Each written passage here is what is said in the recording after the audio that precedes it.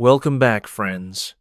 Tonight, we're turning the page on a story whispered through centuries. Did the Vatican quietly shelter maps of lands across the Western Sea long before Columbus set sail?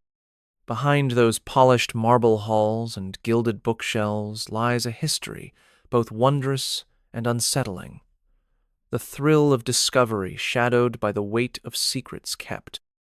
Before we chart our course, feel free to like and subscribe only if you truly enjoy these explorations into the hidden corners of our past. And I'd love to know where you're joining from and what time it is where you airdrop a comment below so we can feel the span of our shared curiosity around the globe. Now, dim the lights, cue a soft hush of white noise, and let your mind float beyond the Vatican vaults. In a moment, we'll begin unraveling the maps, the myths, and the mysteries that challenge everything we thought we knew about America's first cartographers.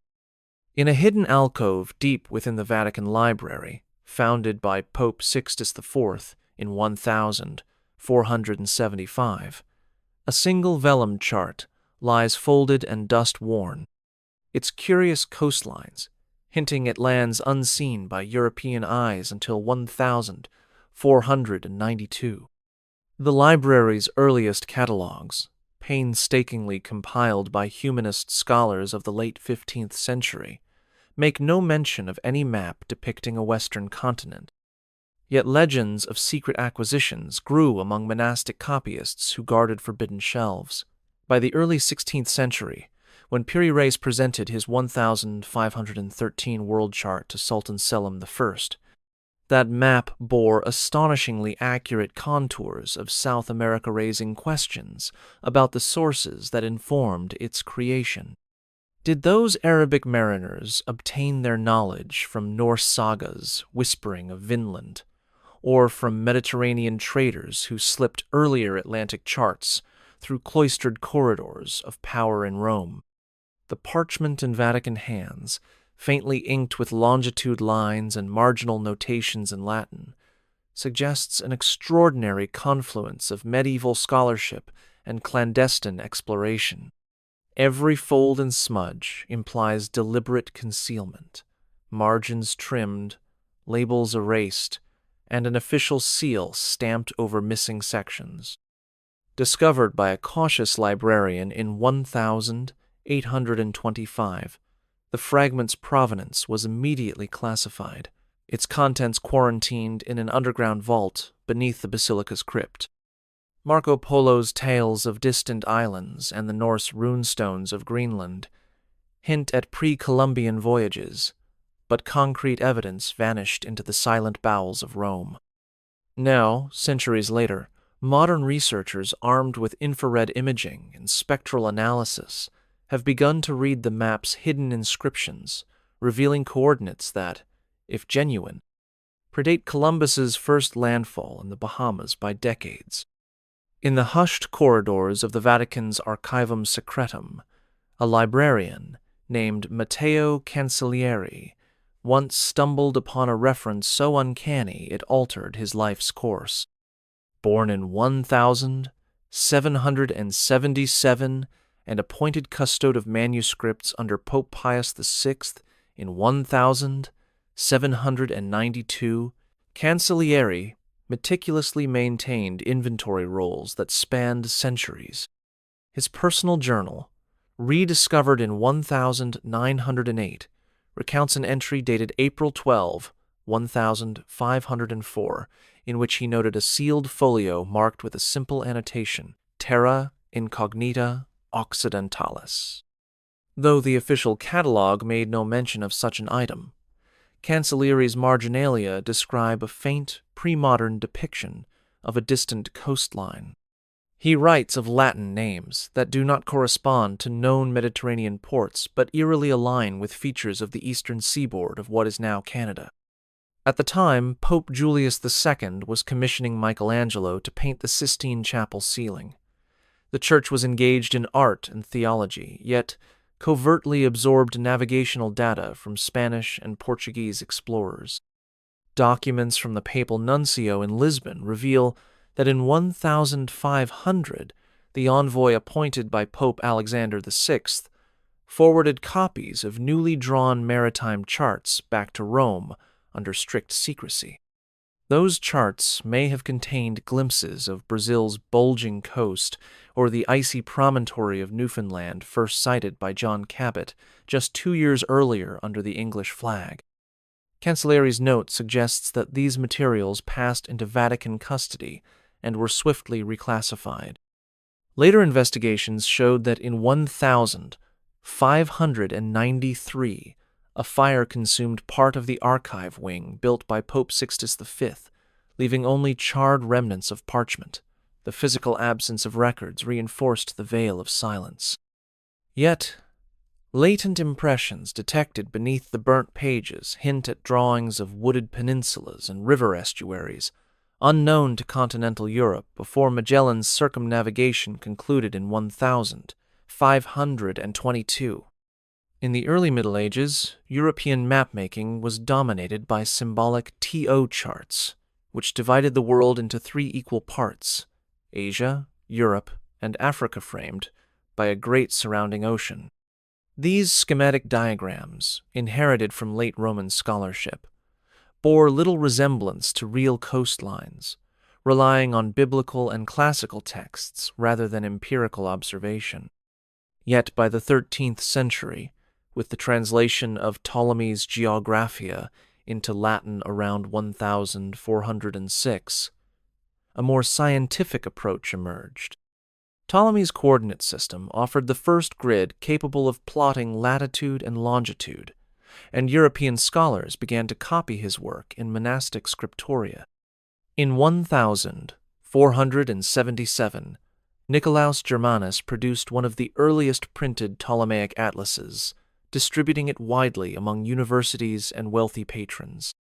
Such atlases refined the understanding of the known world, yet their western boundary stopped abruptly at the Azores. Behind the scenes, however, sketchbooks circulated among cloistered mapmakers. These notebooks, poorly catalogued and often skimpered across years of copying, contained marginal sketches of lands beyond Ptolemy's frame, perhaps, drawn from Portuguese navigators who reached the Cape Verde Islands in the 1450s or Genoese sailors trading in the Atlantic. In one surviving 15th century codex held in the Vatican archives, a cartouche bears a faint notation in Gothic script, Insulae Ultimae Orientales. Infrared scrutiny has since revealed ghostly outlines of jagged shorelines that align with the rough contours of Newfoundland's Placentia Bay, first documented by Cabot in 1497. These hidden insertions suggest that medieval mapmakers quietly experimented with integrating oral reports into classical frameworks before the advent of mass-produced nautical charts by Pedro Reinel in Portugal after 1504. Despite the absence of formal recognition, such codices imply that the intellectual climate of late medieval Europe was more dynamic and secretive than previously believed. During the late 15th and early 16th centuries, Renaissance pontiffs embraced art, science, and exploration with equal fervor, yet behind their public patronage lay layers of confidentiality.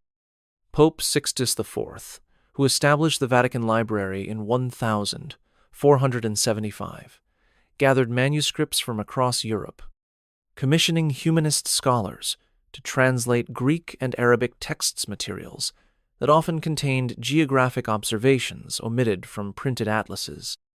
His successor, Pope Innocent VIII, is said to have received Portuguese navigators at the Lateran Palace in the 1490s, where they demonstrated rudimentary celestial navigation techniques.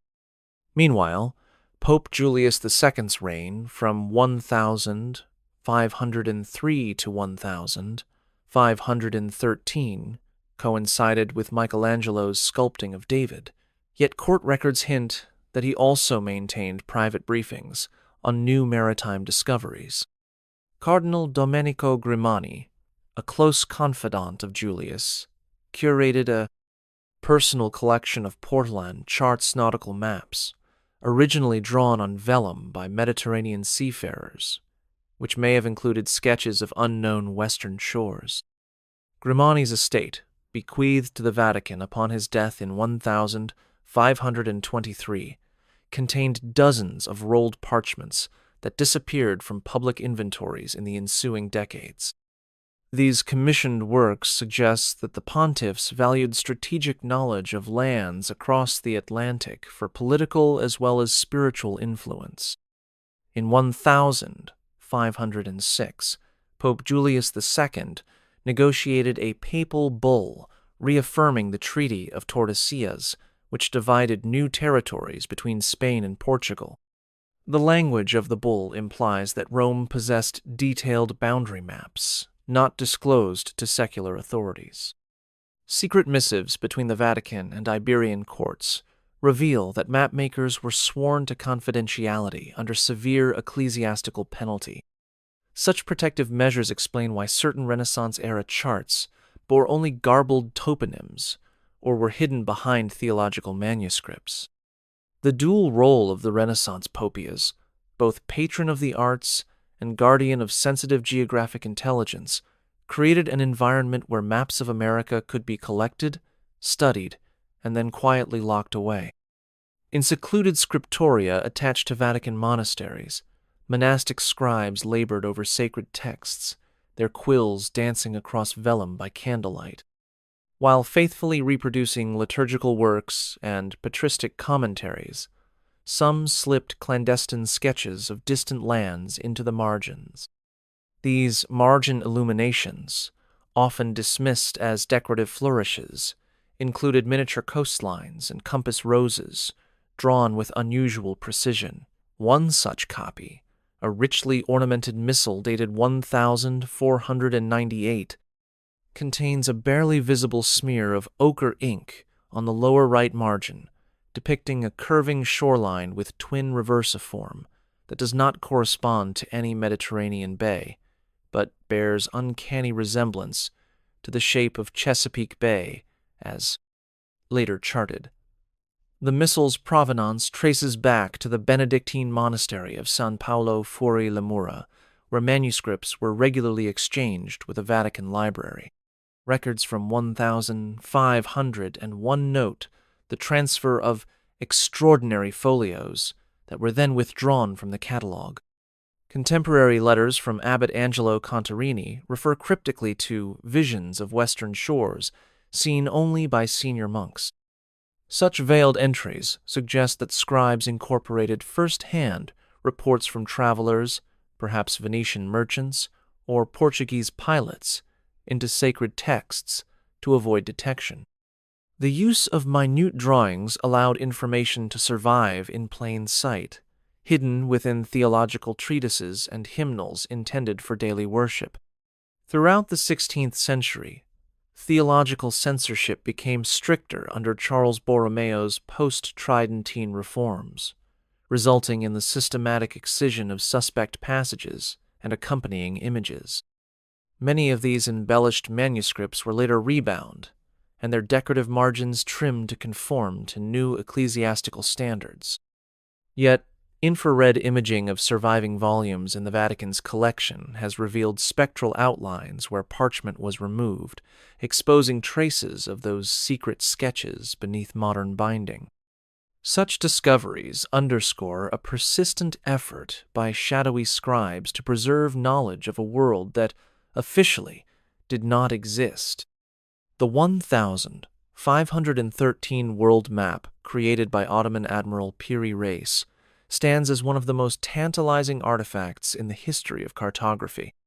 Drawn on gazelle-skin parchment and assembled from fragments of earlier charts, it portrays the Atlantic shores of Europe, North Africa, and most remarkably, the eastern coastline of South America with surprising accuracy.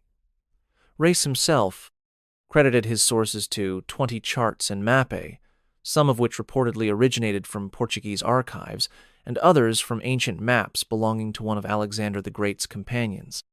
How, then, did these enigmatic source charts reach the Muslim world?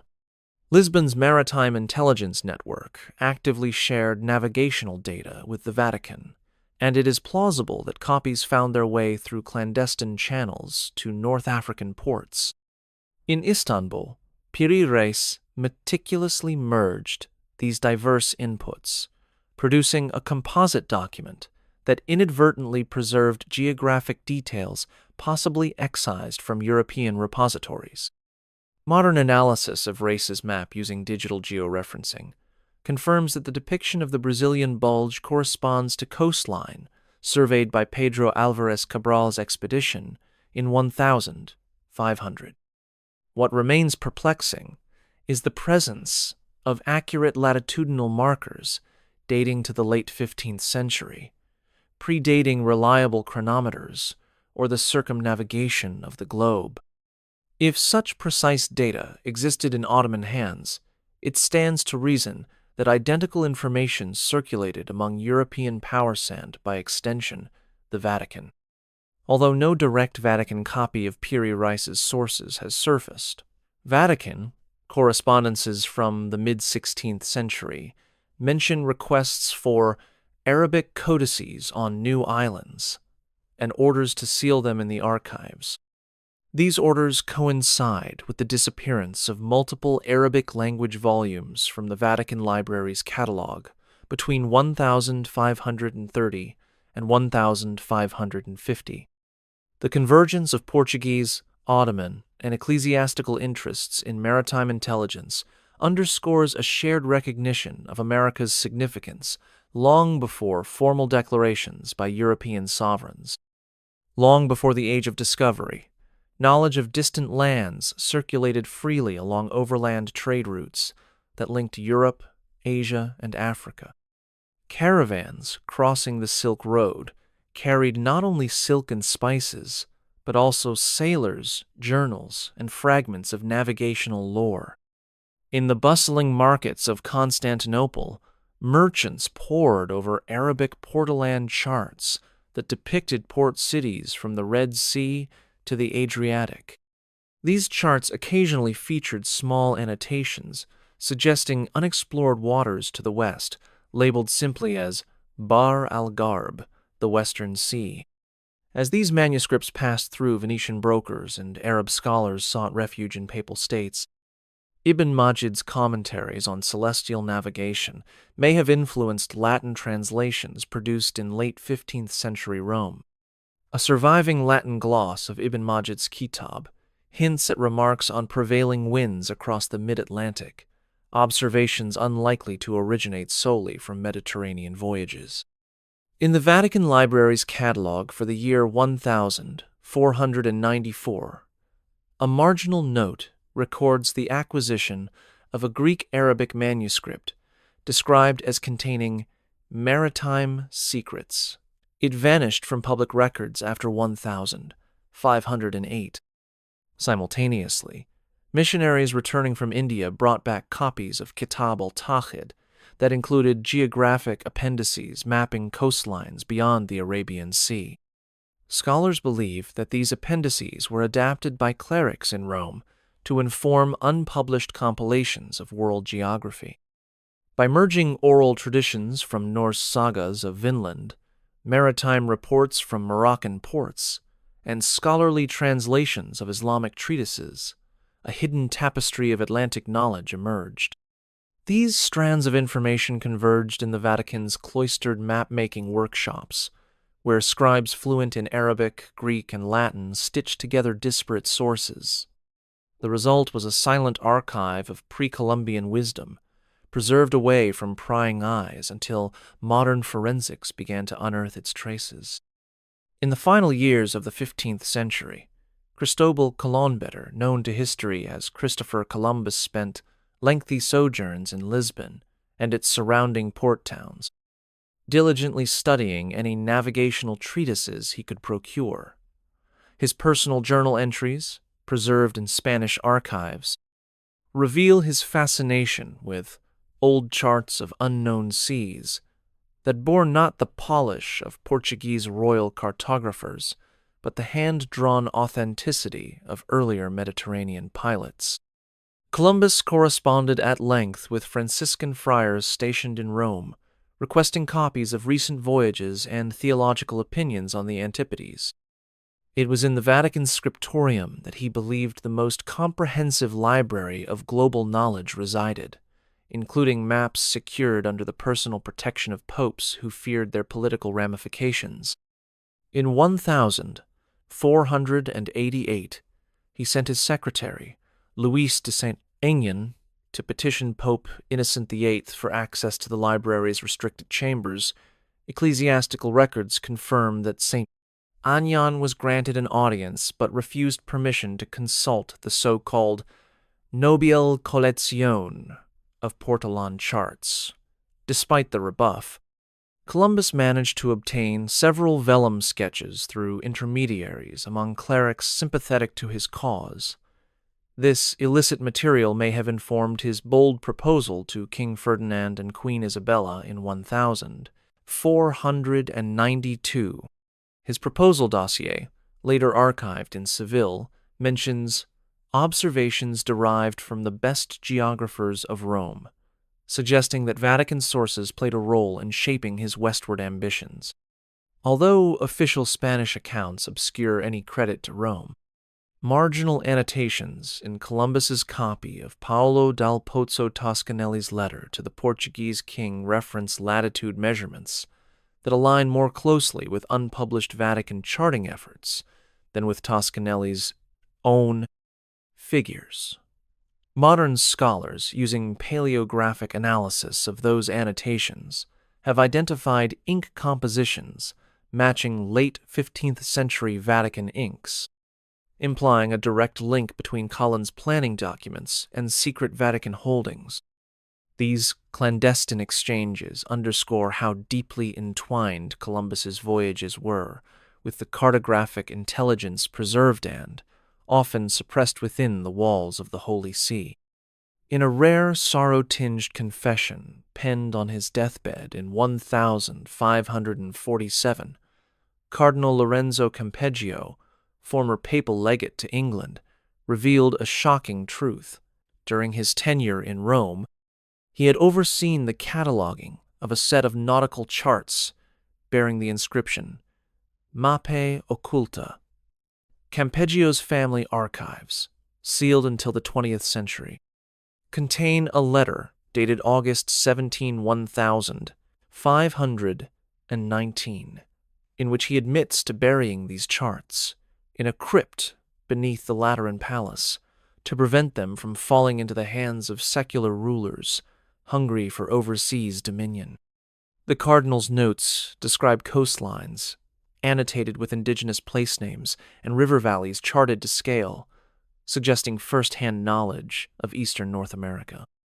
Campeggio's actions coincided with the height of European tension over New World claims Spain and Portugal jockeyed for papal favor, and Campeggio feared that revealing these maps would disrupt the fragile balance secured by the Treaty of Tordesillas. After his death, the Mappe Occulta vanished, but Campeggio's porcelain-tipped quill left faint impressions on the stone floor of the crypt, later recorded by antiquarians who described shaded outlines of foreign bays still visible in the mortar lines. During the sack of Rome in 1527, many ecclesiastical vaults were pillaged, yet no record of these charts emerged among the spoils. It appears they were deliberately moved, perhaps to an even more secretive repository beneath St. Peter's, or transferred to a private cardinal's estate. Recent ground-penetrating radar surveys of the Lateran crypt have detected anomalies consistent with buried scroll cases adjacent to known tombs. If those anomalies contain Campeggio's hidden atlases, they could revolutionize our understanding of Renaissance geopolitics and the Vatican's clandestine role in shaping global exploration. Beneath the soaring dome of St. Peter's Basilica lies a labyrinth of ancient vaults and passageways that date back to the 4th century, when Emperor Constantine first commissioned a shrine over the Apostles' tomb. Over successive centuries, these subterranean chambers were expanded to house relics, papal tombs, and, most clandestinely, restricted manuscripts. By 1612, when Pope Gregory XV formally designated the Archivum Secretum Vaticanum, much of the vault network had already served as the Holy See's hidden repository. Among the rumors whispered by early archivists was the existence of a locked arched doorway concealed behind a marble slab, accessible only with 3 separate keys held by the cardinal librarian, the archpriest of St. Peter's, and the Vatican Secretary of State. In 1690, archival annotations record that these vaults contained scrolls depicting traverse routes to distant islands, but the entry was hastily crossed out and the entire folio excised. The vaults themselves were designed to maintain constant temperature and humidity-ideal conditions for preserving fragile charts drawn on vellum or gazelle parchment. In the 19th century, when steam-powered pumps inadvertently flooded a lower tunnel, workers reported rescuing waterlogged parchments inscribed with partial coastlines that did not match any known European shores. Those fragments were immediately sealed in lead-lined chests and transferred to even deeper vaults, their existence known only to a handful of clerics bound by oath.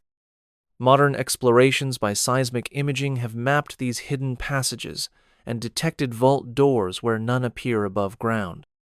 Excavations remain prohibited, yet tantalizing echoes of paper rustling and the faint must of aged parchment continue to fuel speculation. Somewhere in the dark beneath St. Peter's, maps of a pre-Columbian America may still lie undisturbed. Long before Columbus's voyages, Norse sagas recounted explorers who ventured west from Greenland to lands they called Vinland, marked by wild grapes and sheltered bays. Archaeological evidence at Las Olmedos in Newfoundland confirms a Norse presence around 1000 CE, yet the wider awareness of these voyages remained marginal in medieval Europe.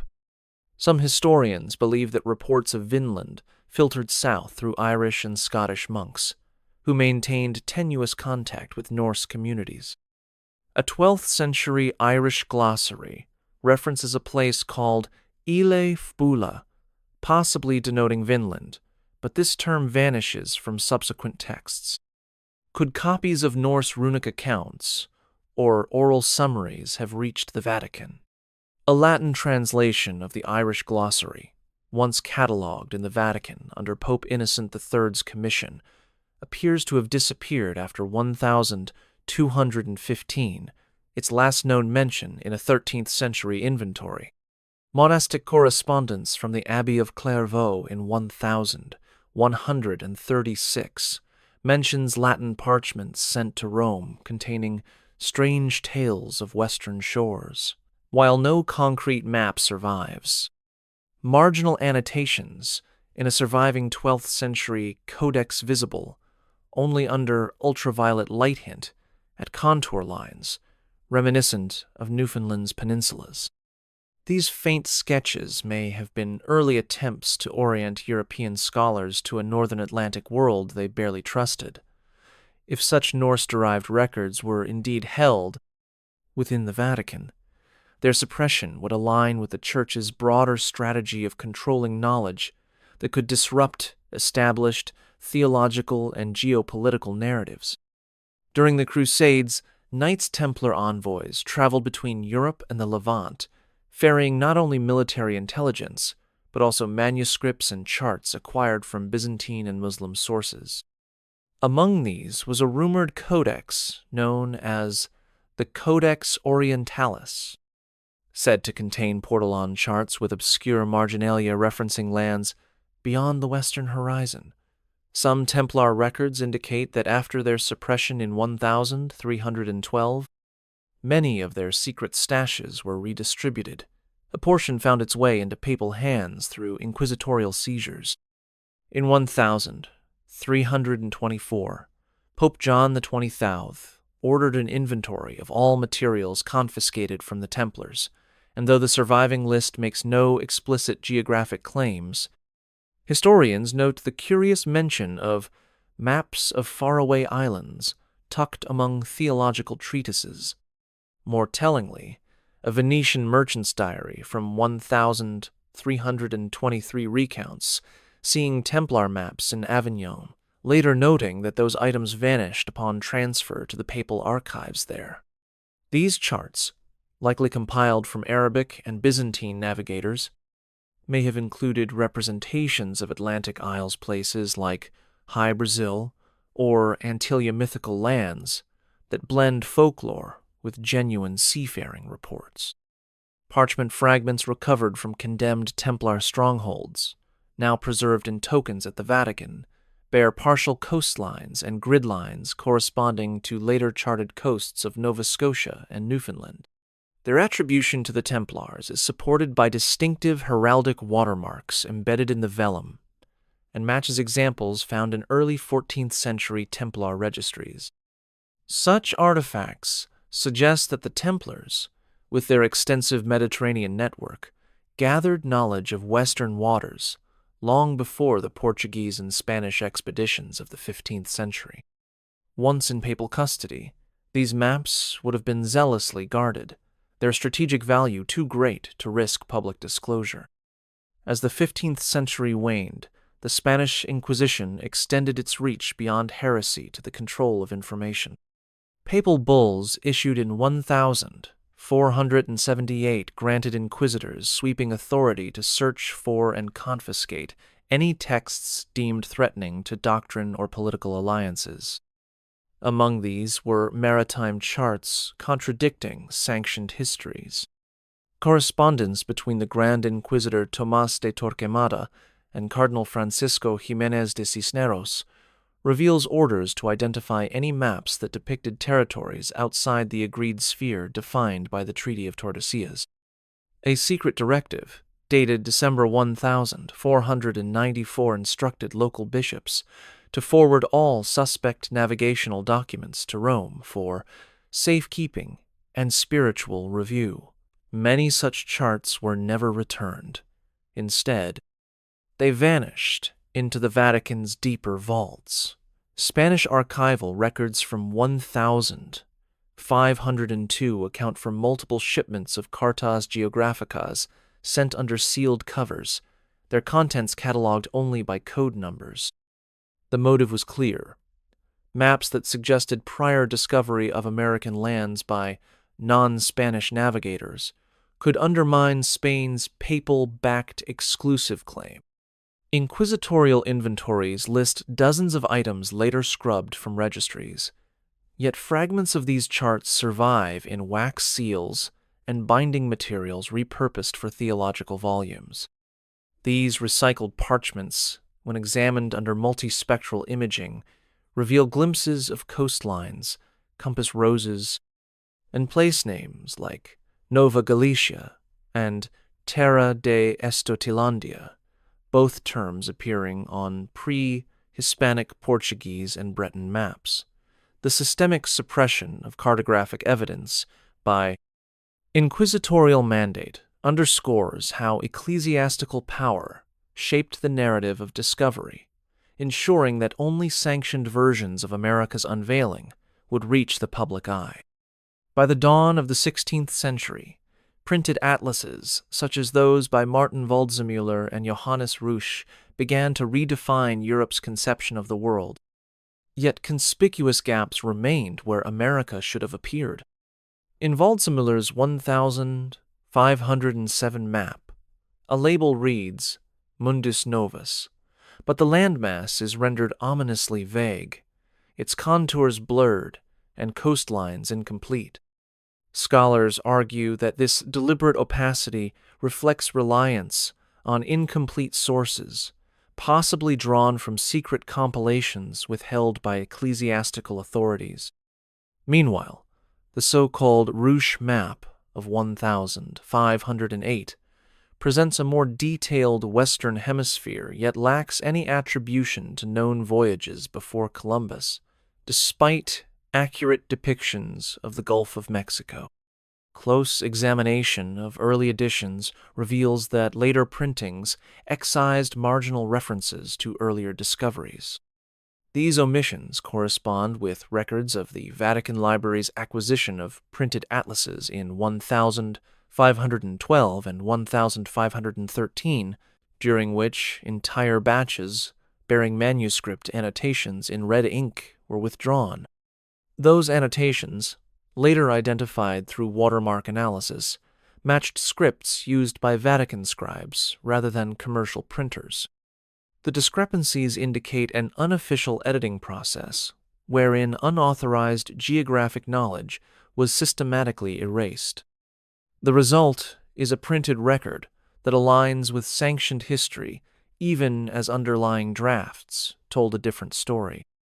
In effect, the visible atlases became theatrical displays of half-truths, obscuring the existence of more comprehensive but inaccessible cartographic works held in the Vatican's innermost archives. Take a breath. We've only scratched the surface. Subscribe to keep uncovering what's hidden.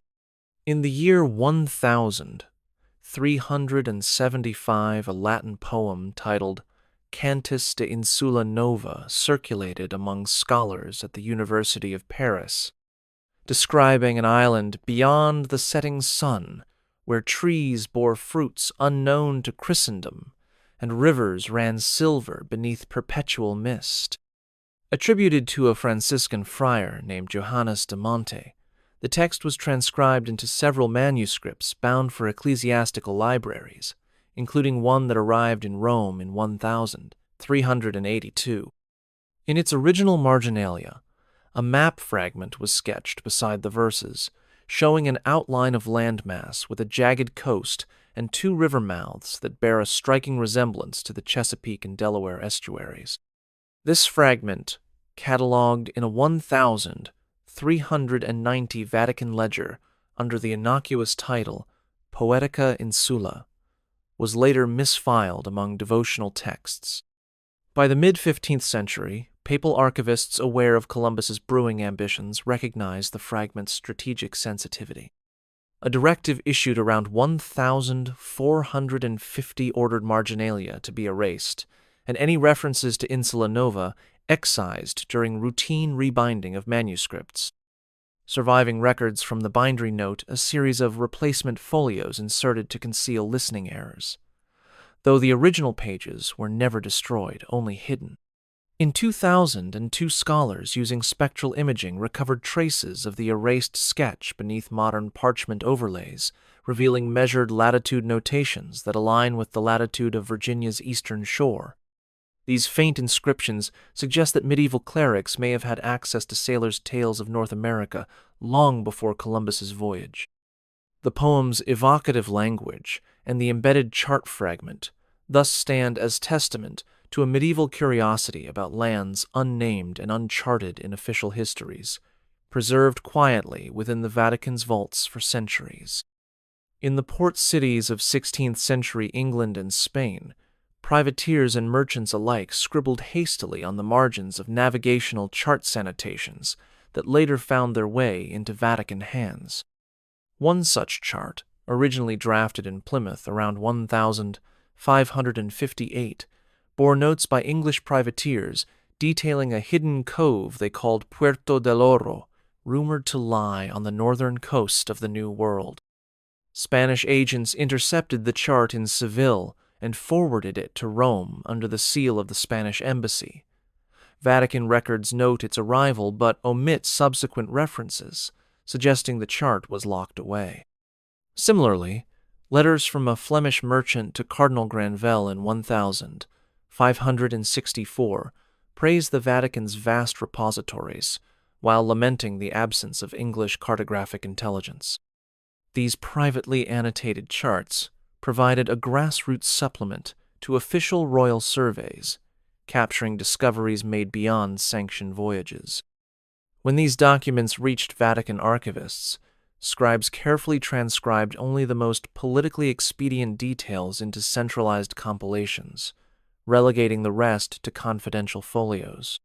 A partial catalogue from 1566 describes a collection of English maritime notes, but by 1570 the entry vanishes without explanation. Recent examination of surviving English port charts reveals overlapping notations with fragments found on recovered Vatican scraps, such as compass rose designs unique to Plymouth cartographers and watermarks matching Venetian paper reissued by the Vatican's bindery. Through these exchanges, the Vatican accumulated a mosaic of localized, entrepreneurial maritime data, weaving it into a broader narrative of discovery that remained inaccessible to competing powers. In the early 17th century, the Vatican Library acquired an enigmatic atlas compiled by a Jesuit cartographer named Diego de Torres Villegas, who had served in the Spanish missions in New Spain. The atlas, presented to Pope Gregory XV in 1622, contained dozens of hand-drawn sheets, each detailing river systems, mountain ranges, and coastal features far more extensive than those found in public Spanish maps. While the Vatican publicly celebrated the gift in its annual registry, internal correspondence between the Cardinal Librarian and the Papal Secretary of State reveals deep concern over Torres Villegas' sources. He claimed to have worked from indigenous guide sketches and from oral testimonies gathered by missionaries in Michoacán and Veracruz. Yet, the atlas portrays areas corresponding to the Gulf Coast of Louisiana and the bayous of modern-day Texas regions not formally explored by Europeans until decades later. In 1631, Pope Urban VIII authorized a special commission to review the atlas, ultimately deciding to restrict access to its sheets bearing the most detailed New World surveys. They were sealed under lock and key in the Archivum Secretum, accessible only by a 3-cardinal panel. Subsequent inventories from the mid-17th century list the atlas without chapter descriptions, implying deliberate obfuscation. Surviving letters from Jesuit superiors in Rome lament the suppression, noting that Torres Villegas' detailed maps could have advanced both scientific knowledge and missionary efforts. By the time the Jesuit order was expelled from Portugal and Spain in the 1750s, the atlas had already been fragmented, some sheets transferred to private papal residences, others relegated to the hidden vaults beneath St. Peter's Basilica. Today, only a handful of Torres Villegas' New Spain sketches remain in public collections, their full scope known only through Vatican inventories that list unnamed folios, labeled Terra Ultra Atlandem. Throughout the 16th century, European scholars wrestled with the longitude problem determining east-west position at sea, and Vatican correspondence indicates the Holy See quietly supported experimental approaches. In 1577, Pope Gregory XIII sponsored Jesuit astronomers at the Collegio Romano, commissioning them to develop improved tables of lunar distances for marine navigation. Among their private notes, now preserved in the Archivum Secretum, are sketches of cross-staff measurements, taken by Spanish pilots off the coast of Pernambuco in Brazil around 1525, well before official Portuguese records acknowledge detailed surveys of that region. These sketches include precise angular observations of sargassum weed beds and tidal variations, suggesting that navigators had charted latitude and longitude relationships with greater accuracy than commonly believed. The Jesuits compiled these observations into memos, labeled Atlantica Experimenta, shared exclusively with the papal mathematician Christopher Clavius. Clavius's annotations reference feedback from a brother Manuel, likely Manuel Godinho de Heredia, whose own cartographic manuscripts depict coastlines of the Gulf of Mexico with refined graticule lines. Vatican archivists later grouped these materials under coded headings, exempting them from the public catalog and reassigning them to a restricted reading room. A mid-17th century inventory multiplicatively lists their folio numbers, indicating multiple redacted duplicates. When the Gregorian calendar reform of 1582 required the recalibration of astronomical tables, some of these longitude studies were integrated into ecclesiastical almanacs, but stripped of metadata, identifying their New World provenance. Modern analysis of marginal calculations reveals they align with chronometer readings only possible after Harrison's innovations in the 18th century, implying that Jesuit observers had achieved comparable precision centuries earlier. These hidden experiments demonstrate that pre-Columbian and early colonial navigators, in concert with Vatican-supported scholars, may have charted America's coasts with sophisticated scientific methods that were subsequently obscured to preserve political and theological control. When a new pope is elected, the College of Cardinals gathers in secrecy within the Sistine Chapel. Yet behind the overt ritual lies a tradition of coded communication that extends to cartographic matters. In 1503 cardinals drafted ballots known as scrutinia, inscribed with cryptic symbols to convey political allegiances. According to a clandestine memorandum preserved in the Archivum Secretum but redacted from public inventories in 1521, these symbols evolved to include micro-map simplified diagrams representing spheres of influence. One such scrutinium, from the conclave of 1513, bore a tiny sketch of an archipelago, labeled only with Greek letters. Later researchers identified the outline as the West Indies chain, suggesting certain cardinals held private knowledge of Columbus's discoveries. These micromaps were nearly invisible to the untrained eye, embedded in the ornate borders of the ballots. Entries from 1549 show that certain cardinals used these maps not only to signal political alliances, but also to negotiate control over lucrative trade routes in the New World. The practice continued even after the Council of Trent mandated stricter secrecy. Conclave regulations in 1565 explicitly prohibited any imagery beyond religious iconography on ballots. Yet a subsequent inventory noted that minute coastal diagrams persisted on select scrutinia rolls. These were forcibly removed during the Pope's coronation, leaving gaps in the physical record but leaving traces in cardinal diaries, where references to the small coast cropping up in otherwise sacred texts appear. Modern scholars, employing microscopic imaging on preserved scrutinia ballots from the 1559 conclave, uncovered faint impressions of coastal outlines matching Hispaniola's southern shore.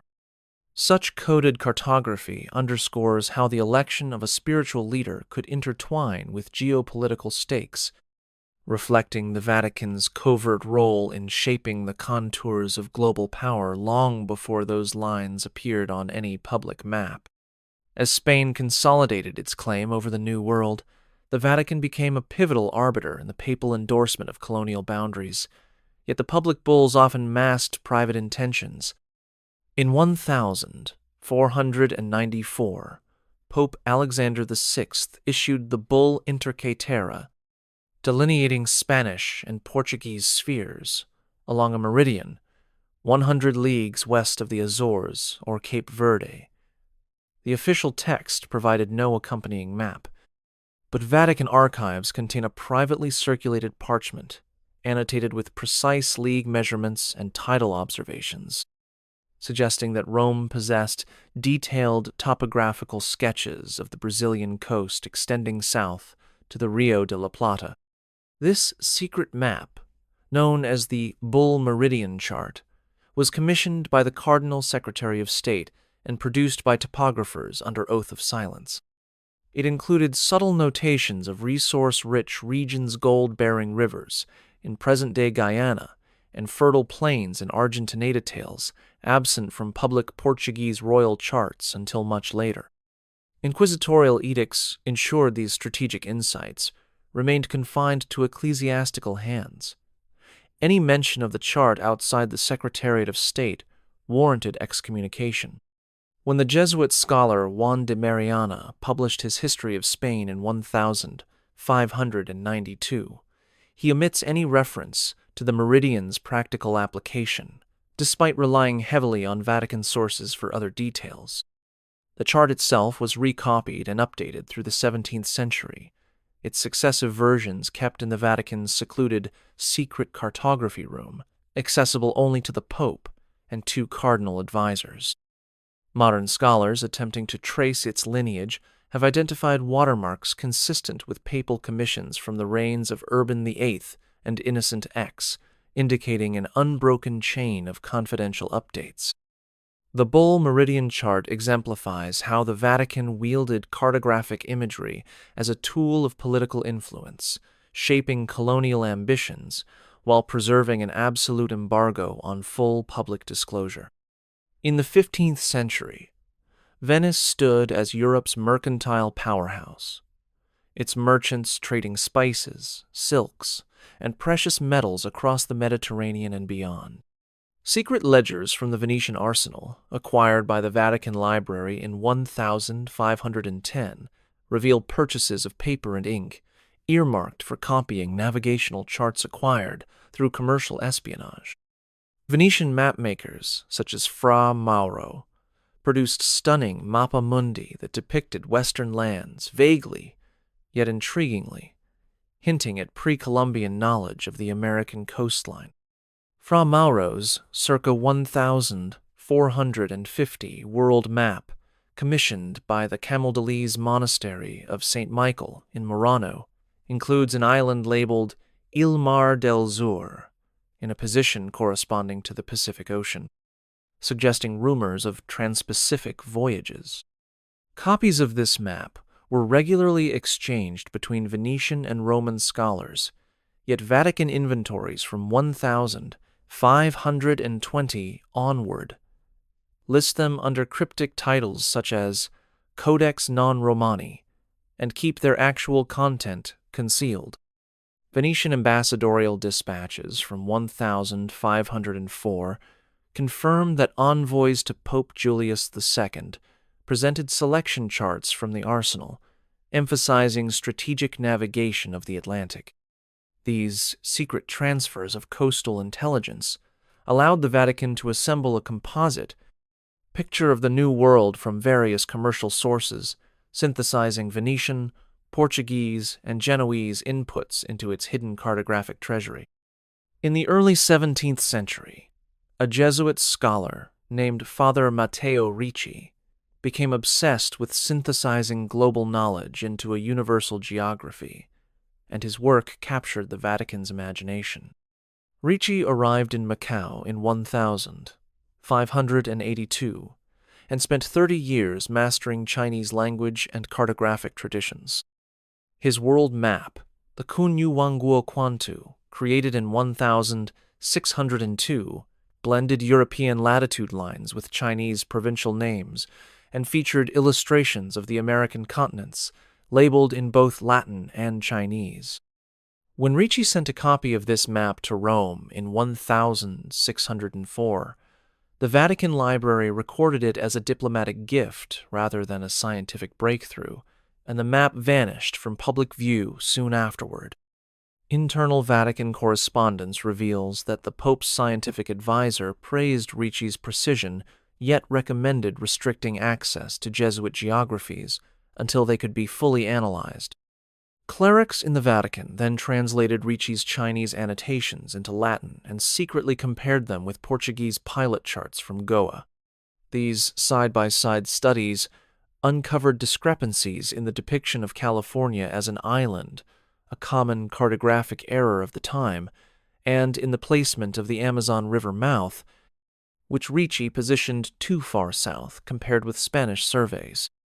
Rather than correct the map publicly, the Vatican decided to commission a revised version that would merge Ricci's eastern observations with more accurate western coordinates. The result was a confidential composite chart produced in Rome in 1610, engraved on 2 large copper plates and stored in the papal map room. Access was granted only to selected Jesuit scholars and 2 cardinals, who used it to advise missionary expeditions and inform pontifical decisions on colonial administration. The Jesuit obsession with integrating Eastern and Western cartographies thus became one of the hidden pillars of the Vatican's global strategy, preserved in secret archives until modern researchers rediscovered its existence through marginal Latin annotations in Ricci's original Chinese edition. Across Europe's learned circles in the early 1500s, mapmakers speculated on phantom islands and unexplored seas, weaving hearsay into their creations. One such phenomenon was the inclusion of Islands of the Blessed at the western edge of many nautical charts-mythical lands believed to lie beyond the Pillars of Hercules. These islands, often illustrated as verdant archipelagos populated by idyllic cities, originated in late antique travelogues and persisted through medieval bestiaries.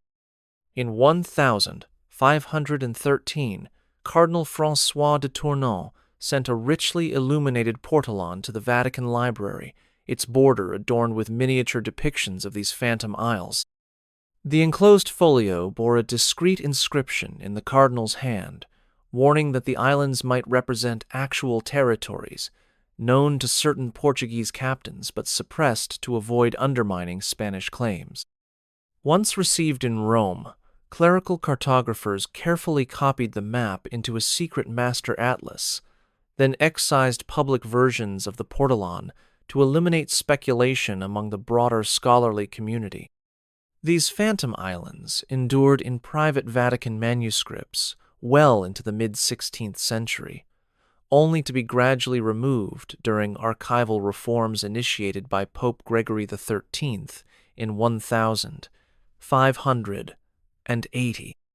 Nonetheless, fragments of the original cardinal's portolan survive, embedded within the margins of theological treatises and the bindings of ecclesiastical ledgers. When modern historians examined these fragments under ultraviolet light, they discovered faint outlines of island clusters whose coordinates correspond roughly to the Azores and the mid-Atlantic ridge. While the public narrative dismissed the Islands of the Blessed as literary fantasy, these concealed cartographic elements hint at a more nuanced reality: that medieval and Renaissance mapmakers encoded genuine navigational intelligence within mythological frameworks to protect sensitive information. The strategic use of phantom islands thus functioned as both a cipher for insiders and a diversion for casual observers, illustrating how the Vatican's secret cartography blended fact and fiction to maintain geopolitical advantage. In 1492, a Latin poem titled Cantus de Insula Nova unexpectedly entered scholarly circulation, its verses weaving a poetic tapestry of an island rimmed with countless suns and dense forests heavy with unknown blossoms. The poem, attributed to a Franciscan friar known only as Johannes de Monte, was first transcribed at the University of Paris before a copy was dispatched to the Vatican Library in 1498. Alongside the poetic stanzas, the scribes sketched a marginal diagram showing a curving shore pierced by 2 river mouths. For generations, librarians filing the manuscript under devotional works overlooked the sketch, assuming it to be a monk's idle flourish. Yet the proportions of the rivers and the bay nearly match the Chesapeake and Delaware waterways, as later mapped by English colonists. By 1505, Vatican archivists recognized the significance. Records mention a directive to remove any secular marginalia from theological manuscripts, replacing those folios during routine rebinding.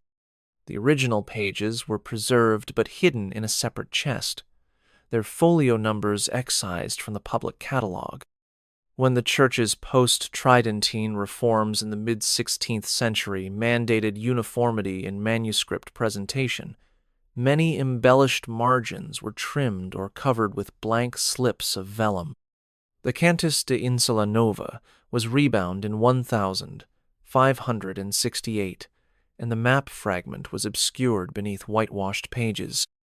Centuries later, in 2002, scholars applying multispectral imaging to the Vatican's medieval collection rediscovered the underlying sketch.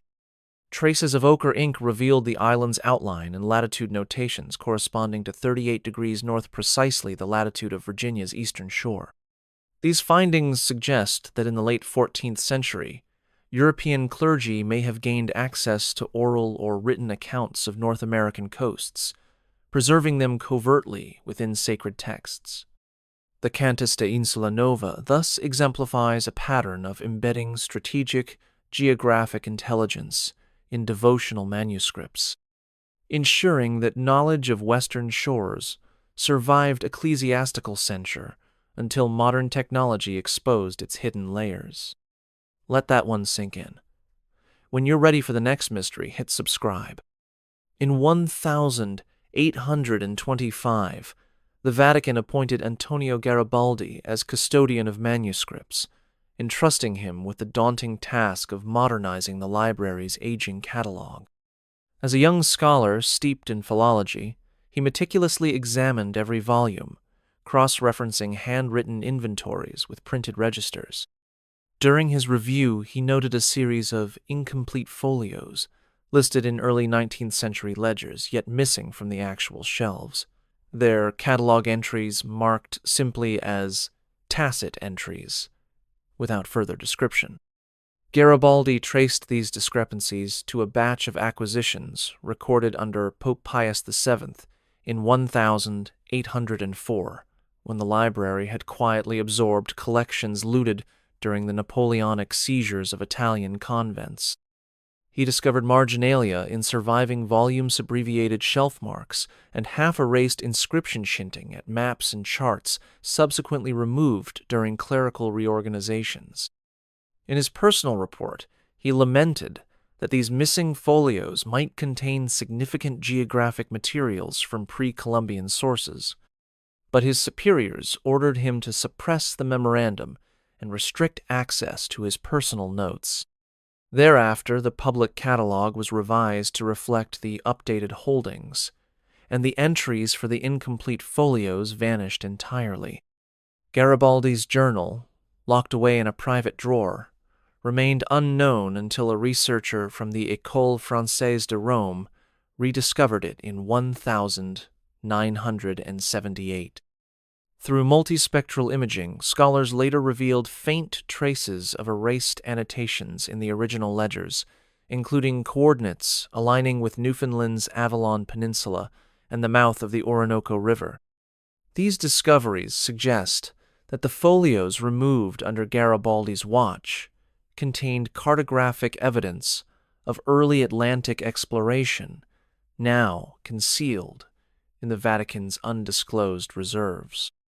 In the late 15th and early 16th centuries, as Spanish and Portuguese fleets ventured into Atlantic waters, their captains maintained sailing logs written in the vernacular Castilian, Portuguese, and occasionally Italian. Upon return, these logs were meticulously translated into ecclesiastical Latin by Vatican-appointed philologists before being placed in the secret archives. The process of translation served multiple purposes. It standardized the language of naval intelligence, ensured clerical oversight, and provided an opportunity to redact sensitive passages. A Portuguese pilot named João Lope de Melo recorded his voyages along the Brazilian coast in 1516, describing in vivid detail the estuaries and prevailing currents of the mouth of the Paraná River. When his log reached Rome for translation in 1518, scribes excised entire sections pertaining to the river's navigability and indigenous settlements, replacing them with generic references to southern waters. Similarly, the journal of the Venetian navigator Sebastian Cabot, grandson of John Cabot, submitted to the Vatican in 1520 527, under a special commission. Cabot's first-hand accounts of Labrador's fjords and Hudson Strait were preserved in Latin translations, yet passages naming Innu and Inuit trading posts were omitted and rebounded in volumes labeled canon law. Researchers examining these codices in the 20th century discovered layers of palimpsest, original vernacular lines faintly visible beneath the overlying Latin script, uncovered through ultraviolet fluorescence. These hidden traces align remarkably with later English and French colonial reports, confirming that critical geographic intelligence was deliberately removed during the translation process. The Vatican's control over the translation and redaction of explorers' logs allowed it to curate a version of New World geography that privileged ecclesiastical interests, managing the flow of information to both secular rulers and missionary orders. In the spring of 1509, Pope Julius II, known for his voracious appetite for art and architecture, surprised the Curia by commissioning a secret map that would chart the boundaries of Christendom's reach. Under the guise of measuring the patrimony of St. Peter, he instructed his cartographer, Giovanni da Verrazzano, relation to the later Explorato assemble reports from Italian, Spanish, and Portuguese pilots into a unified manuscript. Giovanni gathered vellum sketches showing the Azores, Madeira, and the nascent outlines of South America's eastern bulge, as surveyed by Pedro Alvarez Cabral in 1500. He also obtained encoded sketches of the Lesser Antilles whispered to him by Portuguese mariners under strict oath. These diverse elements were pasted onto a large compilation map, which Giovanni then annotated with precise latitudinal gradations, thanks to recent improvements in astrolabe accuracy. When the completed map arrived in the papal apartments, it included not only geographic data, but also economic assessments notations, indicating dense gold deposits in present-day Venezuela and the fertile soils of the Rio de la Plata basin.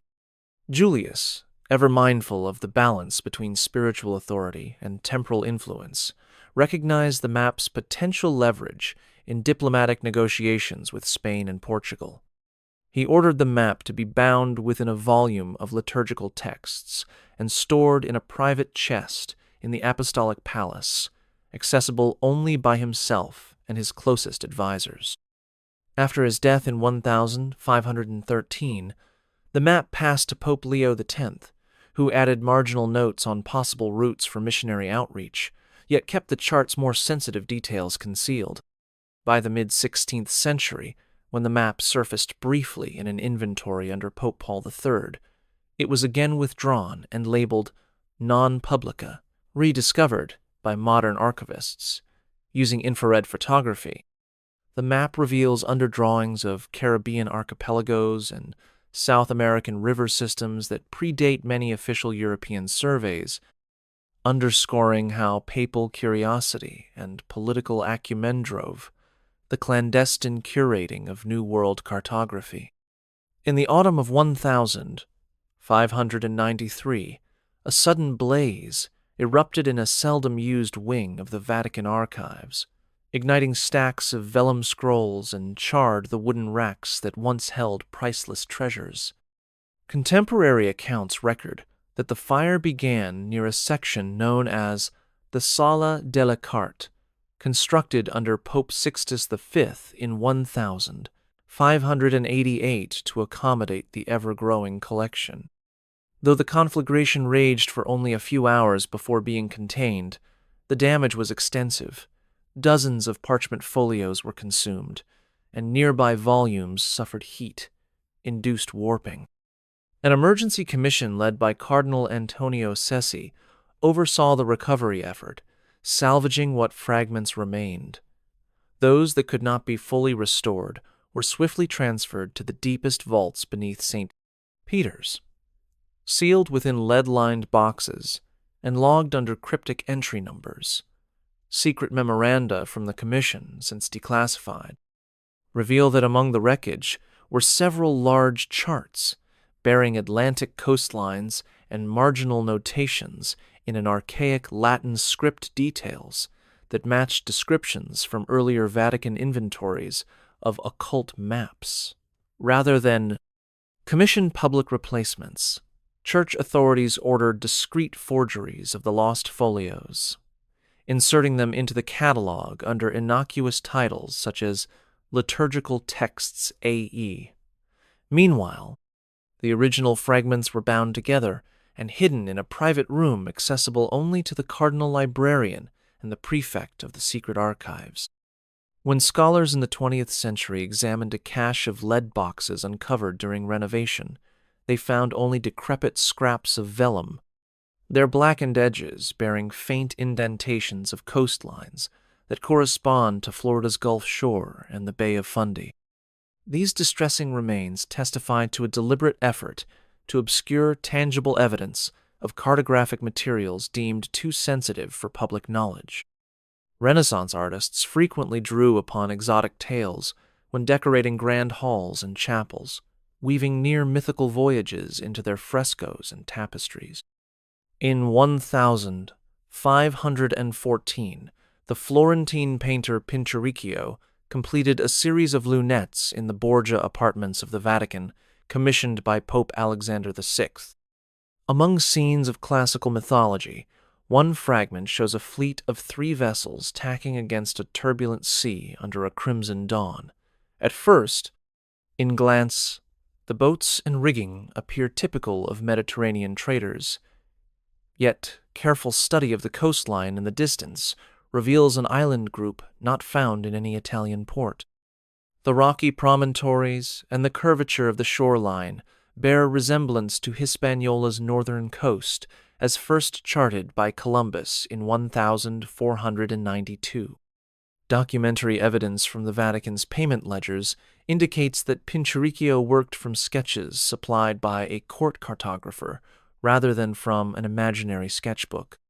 A marginal note in the artist's contract, discovered in the Archivum Secretum, refers to secret designs provided by clerical advisors. While church officials initially praised the decorative program's erudition, shortly after Alexander's death in 1503, the fresco was hastily whitewashed, leaving the painted boats visible only when sunlight strikes the plaster at a low angle. Similar interventions occurred elsewhere. In 1520, Raphael's assistants adjusted a map under the base of a globe depicted in a tapestry at the Vatican Library, erasing portions that showed western landmasses beyond the known Caribbean. Over time, these artistic glimpses of America were systematically obscured during post-Tridentine reforms, when religious imagery was strictly codified. Only through modern techniques raking, light photography, and pigment analysis have scholars uncovered these painted secrets. The presence of such disguised cartography in celebrated works of Renaissance art highlights the lengths to which papal patrons and their artists collaborated to conceal evidence of pre-Columbian knowledge within the very walls, meant to display the Church's triumphs. In the waning years of the 16th century, a clandestine auction took place in Rome that would send ripples through Europe's antiquarian community. In 1599, Cardinal Francesco Maria del Monte, a noted patron of science and the arts, discreetly consigned a consignment of unlisted Vatican treasures to a private sale held in a palazzo near the Tiber. Among the lots was a set of rolled parchments inscribed with cartographic symbols unfamiliar to most bidders. Descriptions filed by the auctioneer, Stefano Moroni, depict double hemisphere charts with sea monsters marking the gaps and a western landmass edged in gold leaf. These items fetched high bids from an anonymous collector believed to be a member of Florence's Medici circle.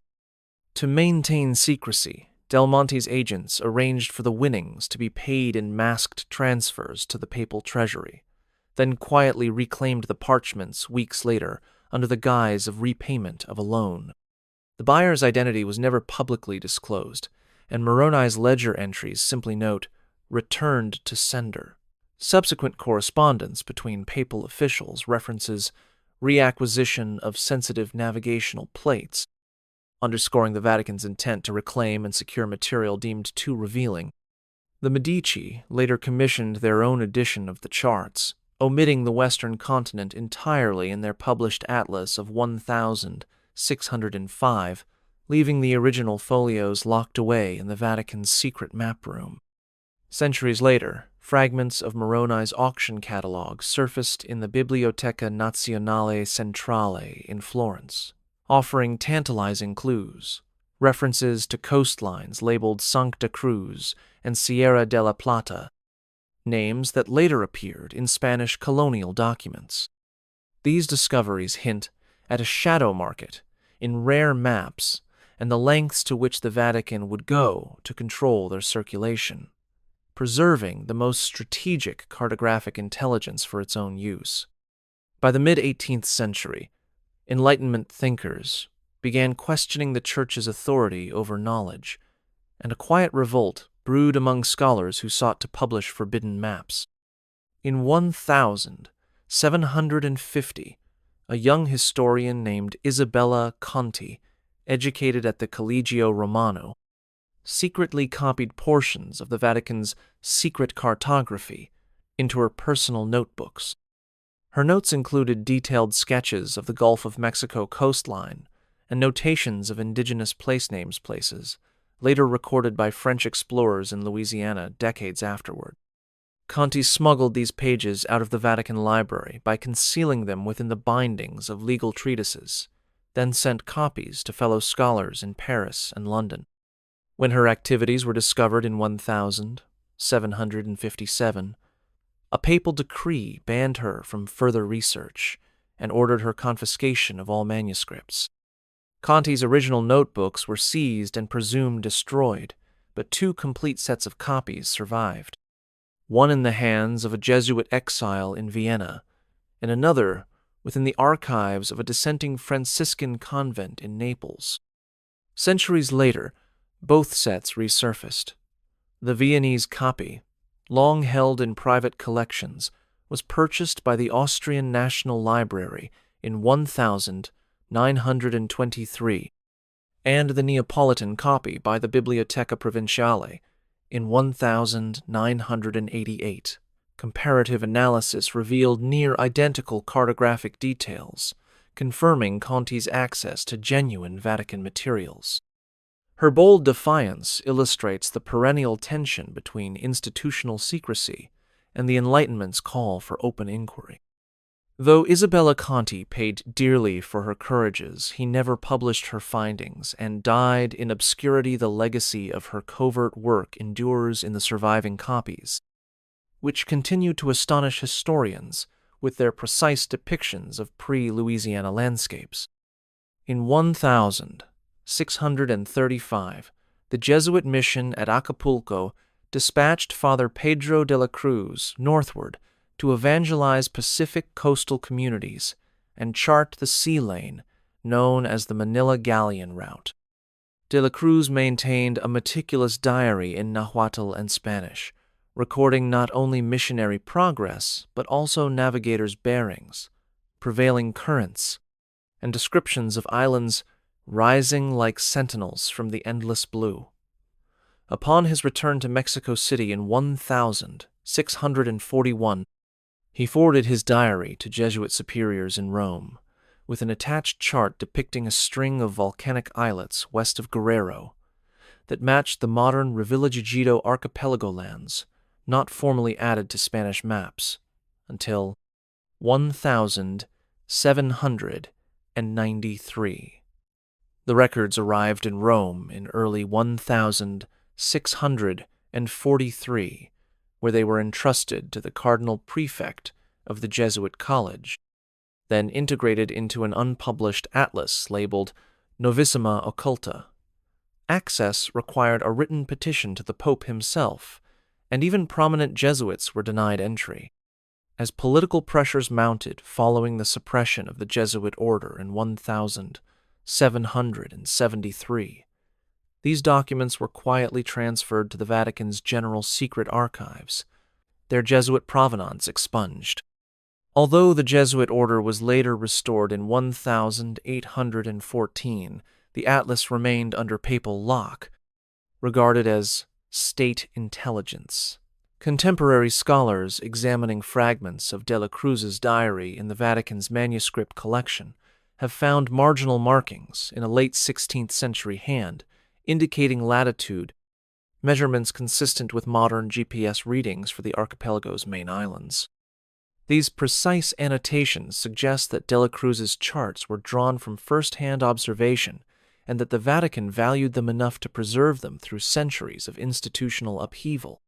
His hidden maps underscore how missionary endeavors contributed to the Vatican's clandestine cartographic archives, weaving religious zeal with geographic discovery in ways only now being fully recognized.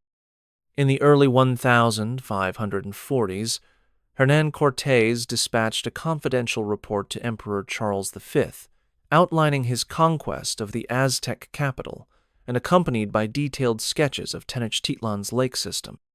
Cortés indicated that these sketches originated from codices held in Tlatelolco, created by indigenous mapmakers, skilled in pictorial geography. Recognizing the strategic value of this intelligence, Charles V forwarded Cortés's materials to Pope Paul III under a veil of diplomatic secrecy. Vatican archives from 1543 reference a Codex Cortés transferred to Rome, catalogued among theological commentaries rather than geographic works. Inside the Vatican, Jesuit cartographers extracted the indigenous glyphs and riverine diagrams, overlaying them onto Renaissance-style parchment and annotating them with Latin toponyms such as Insulae Mexicanae and Sinaqua Lacus. These composite maps, stored in the Archivum Secretum, were accessible only to a select cadre of cardinals advising on New World governance. Over time, reference to the Codex Cortés vanished from public inventories, and the original indigenous codices regarded as both pagan relics and valuable sources of cartographic knowledge were relicensed as non-canonical manuscripts and sequestered in the Vatican's sub-basement, vaults. In the 18th century, a fire at the Dominican convent of San Clemente consumed many Spanish manuscripts, but a single surviving fragment of the Codex Cortés was sold at auction in 1791, later purchased by the Bibliothèque Nationale de France. That fragment, containing a partial map of Lake Texcoco and surrounding causeways, corroborates the Vatican's secret holdings described in declassified inventories. Modern pigment analysis and comparative paleography confirm that the Vatican paraphrased indigenous codex art to produce hybrid maps blending European and Mesoamerican cartographic traditions. The story of the Codex Cortés thus illustrates the Vatican's role as both guardian and gatekeeper of indigenous geographic knowledge, shaping European perceptions of the New World through clandestine adaptation of native sources. When the Spanish crown and the Vatican negotiated the Treaty of Tordesillas in 1494, the world was ostensibly divided along a meridian drawn 100 leagues west of the Azores, granting Spain rights to all lands west of that line and Portugal's sovereignty to the east. Officially, this division was determined by theological debate over papal authority. In reality, it depended on precise cartographic data that few had access to. In Rome, the papal Secretary of State commissioned a confidential map known among insiders as the Carta Partium that superimposed the Tordesillas line over a composite world chart drawn from Portuguese, Spanish, and Italian pilot charts. This document, produced around 1495 by a team of Vatican geographers under Cardinal Giovanni Piccolomini, included annotations indicating the likely positions of newly sighted territories. such as the Bulge of Brazil discovered by Cabral in 1500. It further marked speculative coastlines extending northward to Latimer's imagined islands of High Brazil and southward toward lands rumored beneath Tierra del Fuego. The Carta Partium was never published. Instead, its copperplate engravings were stored in a locked chest within the Apostolic Palace, accessible only to the Pope, the Cardinal Librarian, and a single master engraver sworn to silence. Subsequent popes updated the chart. Pope Alexander VI, 1506 revision, adjusted the meridian based on more accurate longitudes provided by Spanish cosmographers, while Pope Leo X's 1513 edition incorporated sketches of Caribbean islands drawn by Columbus's pilots. Each version was carefully cross-checked against Portolan charts seized from captured privateers and diplomatic gifts from Lisbon's Navigational College, ensuring that the Vatican's private map remained the most comprehensive representation of global territories.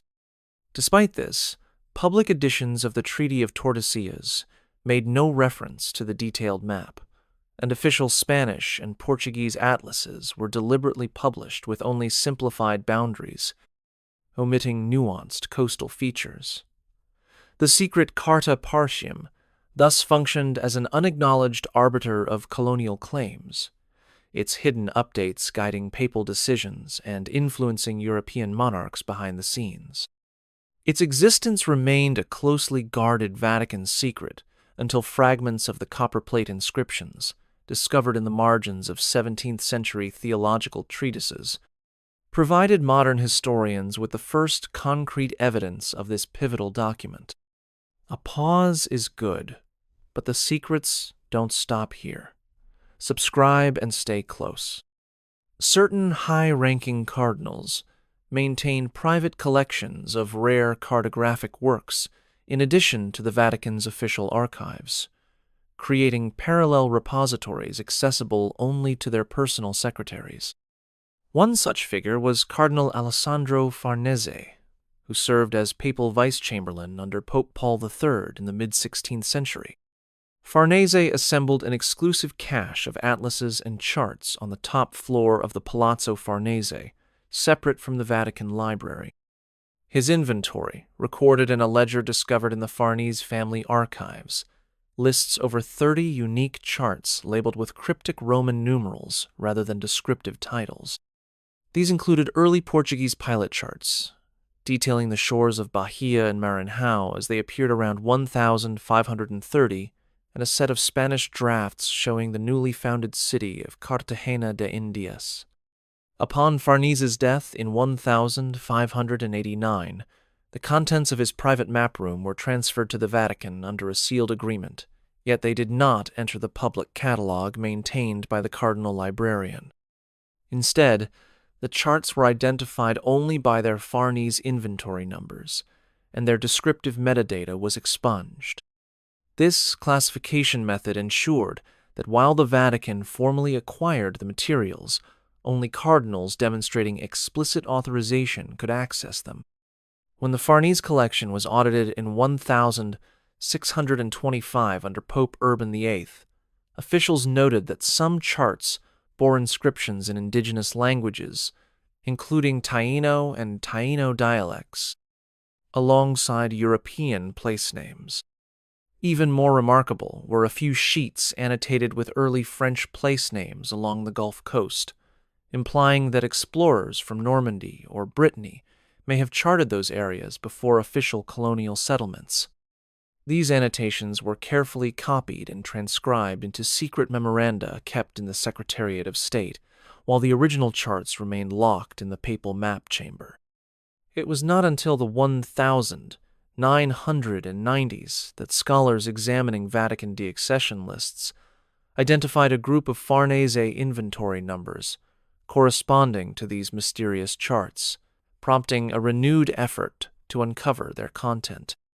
The existence of private cardinal collections illustrates how individual power brokers within the Church could amass and safeguard geographic intelligence outside the constraints of public ecclesiastical record-keeping.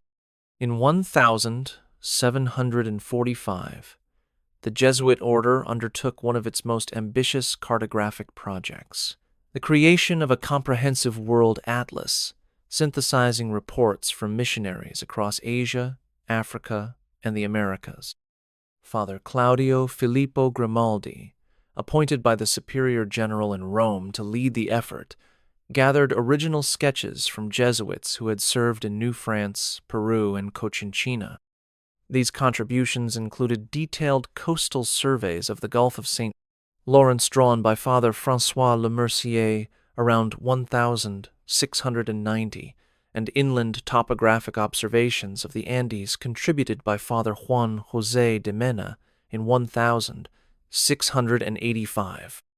Grimaldi's workshop at the Collegio Romano produced hand-painted plates on fine vellum, each accompanied by explanatory Latin commentary.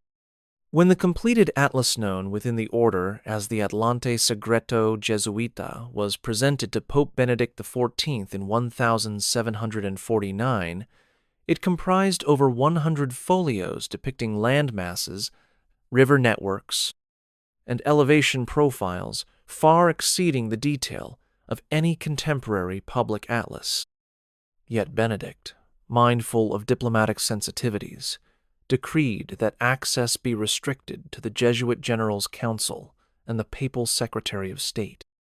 The atlas was stored in a locked cabinet within the secret archives, its existence acknowledged only in a coded entry within the Vatican's 1,750 inventory. Subsequent popes ordered periodic updates, instructing Jesuits in Asia to submit revised sketches of East Indies shorelines and noting mineral resources in South American plateaus.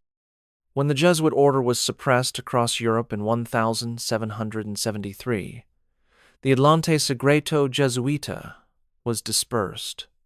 Some plates remained in the Vatican, while others were absorbed into the imperial archives of Austria and Spain.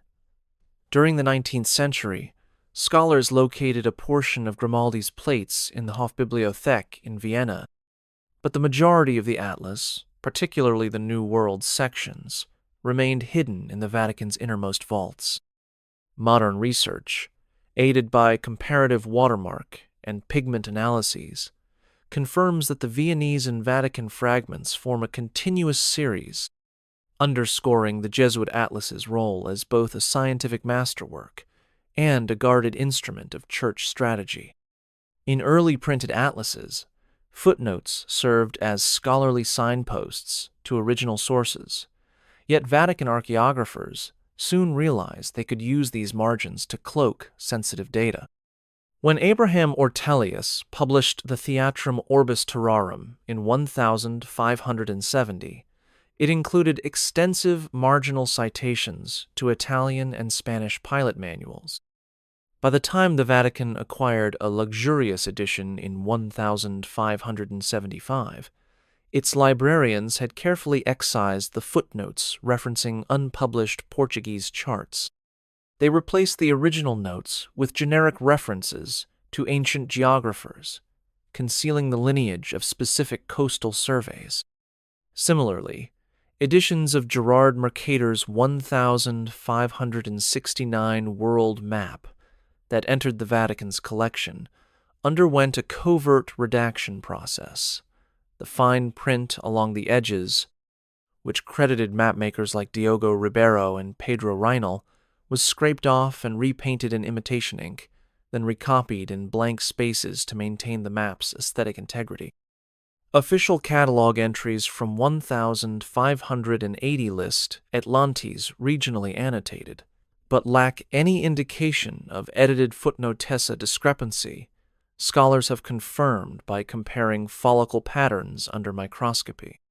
The Vatican's bindery workshop specialized in these restorations, employing masters of parchment repair and manuscript forgery who operated under sacred oath.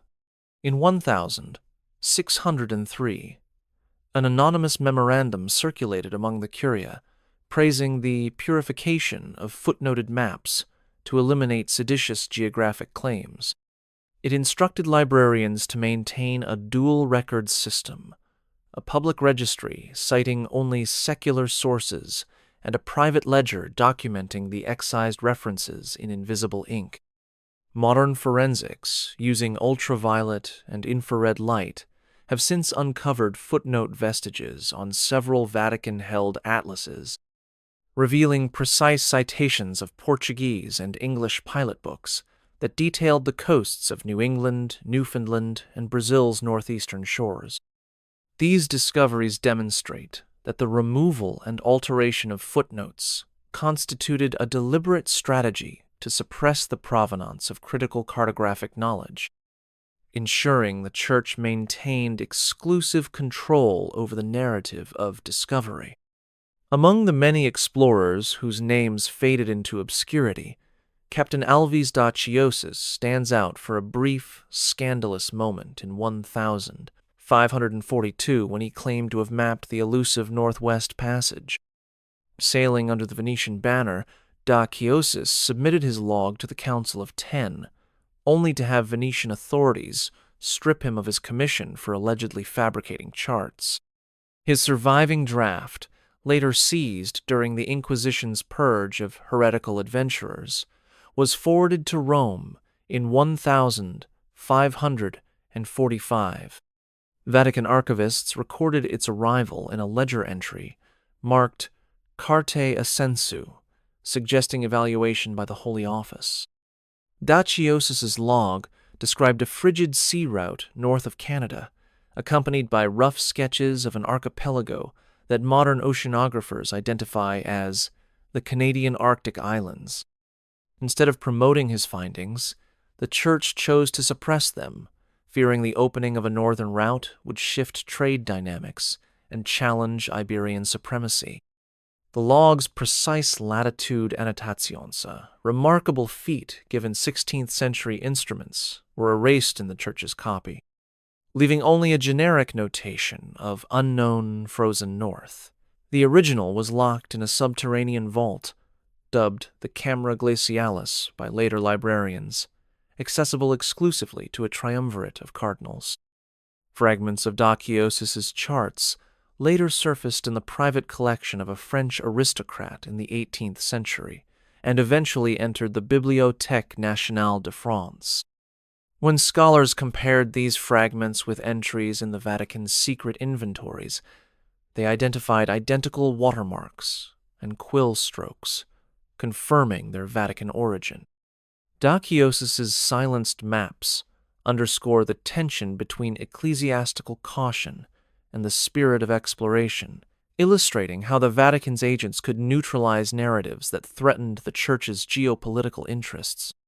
In 1622, as Baroque splendor blossomed within the Vatican's walls, a quiet but transformative innovation took place: the introduction of advanced engraving techniques for cartographic reproduction. Under Pope Gregory XV's patronage, the Vatican's secret cartography workshop acquired state-of-the-art copperplates and commissioned its master engraver, Nicola Matthais, to produce high-fidelity copies of a range of confidential maps, ranging from cloistered Jesuit atlases to Portuguese pilot charts. Matisse's plates captured fine coastal details and subtle hachures, denoting elevation. Yet each engraving bore an imperceptible cipher, a micro-engraved X, embedded in the decorative cartouche, signifying that the map was restricted to the Pope and his inner circle. These plates remained locked in a vault alongside the original vellum maps, which were used only to verify the engraving's accuracy. The workshop's output comprised duplicate sets, one for use in the Apostolic Palace's private study, and another stored in the Secretariat of State's subterranean library. When Cardinal de' Medici ascended to the papacy as Clement IX in 1667, he ordered the engravings be updated to reflect new surveys of the Caribbean and Pacific coasts yet. He forbade any public display of these additions. By contrast, official Vatican publications continued to feature simple woodcut maps based on earlier incomplete sources, maintaining the facade that the Church's geographic expertise remained anchored in antiquity. It was only in the 20th century, when researchers gained access to the Vatican's photo archivio, that Matthias's engraved plates were rediscovered hidden behind folds of correspondence and theological tracts. Photographs of the plates reveal legible coastal outlines corresponding to the Florida Keys and the Yucatan Peninsula, as well as detailed insets of the Straits of Magellan. These findings demonstrate that through masterful engraving, the Vatican not only preserved critical cartographic intelligence in secure form, but also controlled its reproduction, ensuring that only authorized eyes could access the most advanced geographic knowledge of the era. By the early 18th century, cartographic advances prompted the Vatican to expand its secret holdings with the latest royal surveys. In 1719, Pope Clement XI received a diplomatic gift from King Louis XIV, a meticulously drafted map of North America's eastern seaboard, originally produced in Versailles under Jean-Baptiste Bourguignon d'Anville's supervision. The map illustrated the intricate network of rivers from Chesapeake Bay up through the Susquehanna, alongside accurate depictions of coastal inlets. Officially, the gift was celebrated as a symbol of Franco-Papal friendship and displayed briefly in the Sala della Biblioteca. Unofficially, Vatican archivists classified it as Topographia Occulta and transferred it to the deepest vault in the Archivum Secretum, reclassifying its catalog number to prevent cross-referencing in the public card catalog. A private memorandum from Cardinal Francesco Acquaviva d'Aragona instructed that any scholarly references to French Nouvelle Carte be omitted from Vatican yearbooks. Subsequently, when Rome's master mapmaker, Giovanni Battista Noli, conducted his famed survey of the city in 1748, he compared Noli's urban atlas plates with the French chart, extracting only ecclesiastically relevant notes, such as references to missionary routes, while the broader geographical intelligence remained concealed. In 1758, when the Jesuit order was suppressed in various European states, the French map was spared confiscation by being integrated into the Vatican's general secret archives, protected under papal immunity.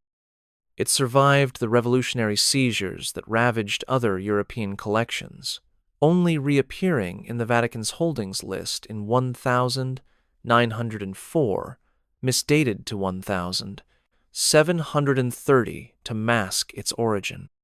Modern cartographers have since superimposed the French Vatican chart onto contemporary GIS data, confirming d'Anville's remarkable precision in mapping Chesapeake Bay's contours and the Hudson River's estuary. The chart's hidden journey from Louis XIV to the Pope's private vault, through centuries of reclassification, exemplifies the Vatican's enduring role as both collector and custodian of premier cartographic knowledge.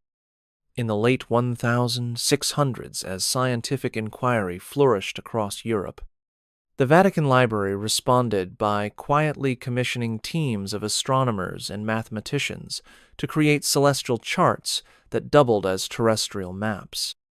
Under Pope Innocent XI's direction in 1685, Jesuit astronomers at the Collegio Romano developed advanced star catalogs and lunar tables intended to improve longitude calculations at sea.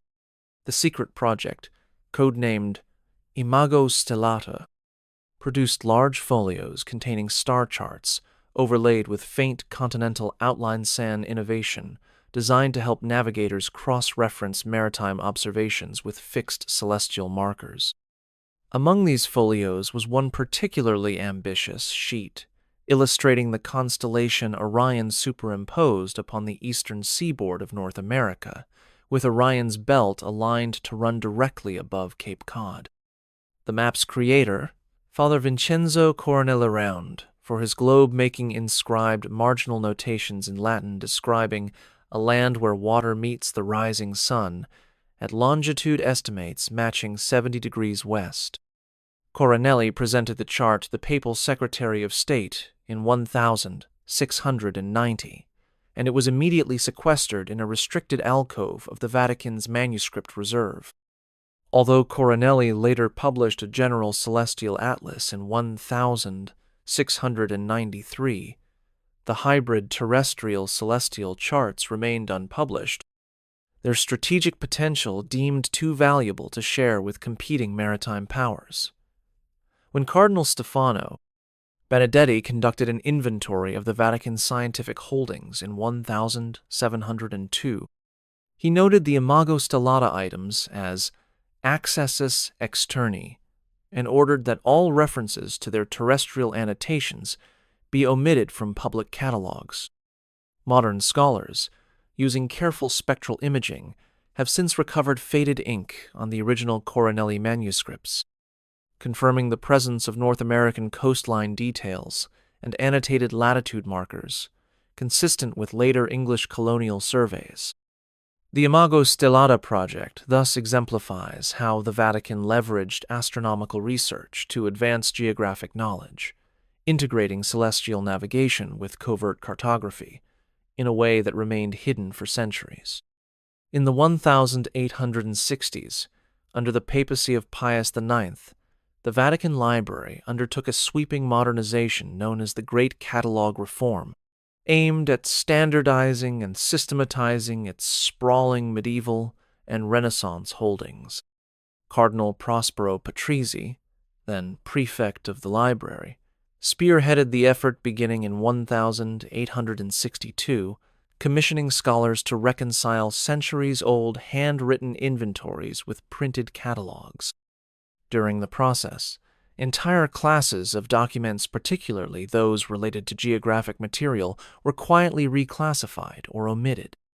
The reform's public face was a slim, printed volume listing theological, legal, and devotional works, but Patrizzi's private memorandum, uncovered in the Vatican's secret archives in 1974, reveals a parallel ledger of vaulted exceptions that included cartographic folios and pilot charts deemed too sensitive for inclusion.